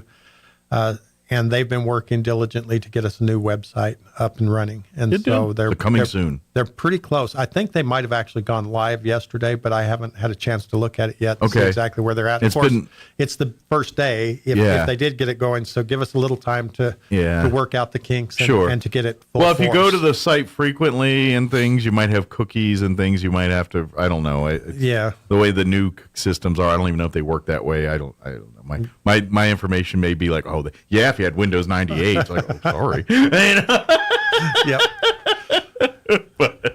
But just check it out, and then of course, if you have any questions or any of those issues, definitely go to the website. There, you'll find answers to a lot of your stuff there for that kind of stuff. And then, of course, the county commission meets that third Thursday of the month. Is it 9 a.m.? At 9 a.m. 9 a.m. at the commission chambers, which is the main. If you go to the main entrance of the county admin building, keep walking straight, you bump right into it, and there it is. And then the public is encouraged and welcome to come and see your county government in action. So, and we're one more real quick thing. We're trying to put together a special meeting with the U.S. Forest Service. Last March, we met with the Forest Service. We had about 150 people packed into our commission chambers, concerned about the Lincoln National Forest Management Plan that potentially has as much as 403,000 acres of wilderness area in it. and reduces the ability for people to utilize the forest. So we're concerned about that. So they overgrow more parts, and they told us there were a lot of issues that they didn't realize at the time. They didn't even know that existed.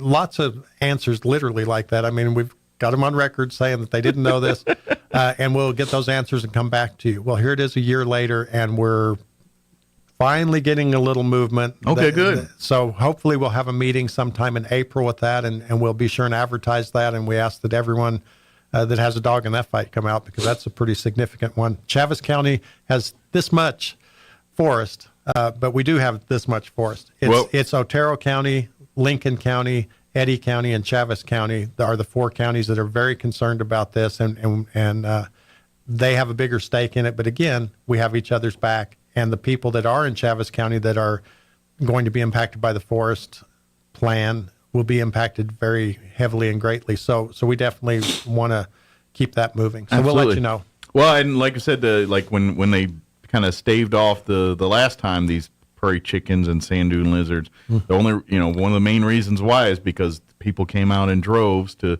show support and show that strength in numbers that you're talking about. So we're going to need to rally the troops again here, probably for this Lincoln Forest stuff. So absolutely. Yeah, good deal. Well, thank you, Bill, as always. Thank you. Appreciate the visit, and we'll see you next time, if not sooner.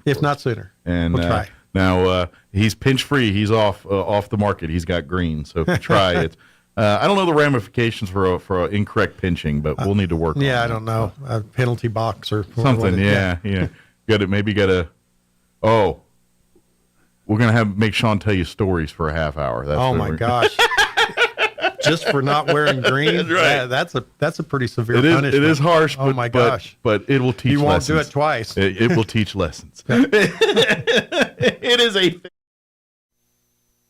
Now for your Pecos Valley News Update, I'm Jared Cirillo. Artesia Republican State Representative James Townsend is sounding off about last week's passage of an annual spending plan that will increase annual general fund spending in New Mexico by 14%. The extra spending would help pay for tuition-free college, rural health care networks, and no-paid daycare and pre-kindergarten for low-income families. On Friday, Townsend said the plan would increase spending by $1.2 billion and will not be sustainable in future years. Another oil and gas public land lease sale is planned for May, an auction scheduled for May 25th. It will include 45 parcels of land in Eddy, Lee, and Chaves counties, along with Cheyenne County and Kansas. The BLM says there's a total of just over 1,900 acres in Eddy, 955 acres in Lee, and 400 acres in Chaves County. The BLM says a study recently found that oil and gas extraction on the land would not significantly impact the environment. You're up to date. I'm Jared Cirillo reporting. Turn up your radio. Here's the Sean Hannity Morning Minute. We're ruining the economy. The debt to GDP ratio is usually in the 40 percentile range. It's now at 100% and going to 110, and then soon after that, 130%. That's the kind of number you get from a third world economy. That's what he's proposing, and then you look inside the budget. How many times do you think that he mentions equity? 63 times. How many times do you think they talk about climate in Joe's budget? 148 times. Environmental justice, 25 times. How many times does he really mention the issues that matter to you, the American people? Inflation? He only mentioned that 10 times. Check out the Sean Hannity radio show later today, right here. You know, a cyber thief could steal the equity in your home without you even knowing. Now, it's a financially devastating scam. It's called home title theft. Now, cyber thieves hunt for the title of your home online. Then they'll forge your signature on a transfer document stating that you sold them your home when you didn't. Then they'll take out loans on your home with your equity, or they'll sell it to an unsuspecting buyer. And by the way, they're gone. Your money's gone also. Your home is not in your name anymore. And now you're hiring attorneys to try and save your home. I protect my home, my equity with Home Title Lock. You should too. Home Title Lock, they put a virtual shield around your home's title. Now, that's the instant they detect activity or tampering around your home's title. They help shut it down and shut it down fast. First things first, get a free title scan with sign up to verify your home is safely in your name. Then mention my name, Sean, and you get 30 days of protection at HomeTitleLock.com. That's HomeTitleLock.com. I'm meteorologist Steve Hamilton with your Pecos Valley weather. We've got a few days of gusty wind coming up with some low-pressure systems moving across northern New Mexico. We'll get a mix of sunshine and clouds today. Our highs in the upper 60s to low 70s and wind at about 25 miles per hour. Overnight, some clouds, mid-40s and breezy, and then it looks gusty on Tuesday. A mix of sun and clouds and warmer. We're up to the mid-70s, wind gusting to 35 miles an hour. That's your latest forecast. I'm meteorologist Steve Hamilton. With the Wall Street Business Report, I'm Rich Thomason.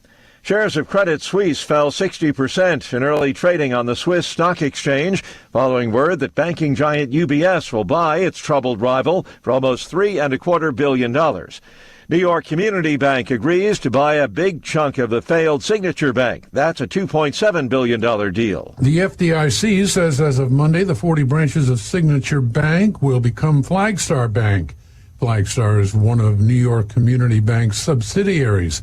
The deal will include the purchase of $38.4 billion in Signature Bank's assets, a little more than a third of Signature's total when the bank failed a week ago. Correspondent Jeremy House reporting.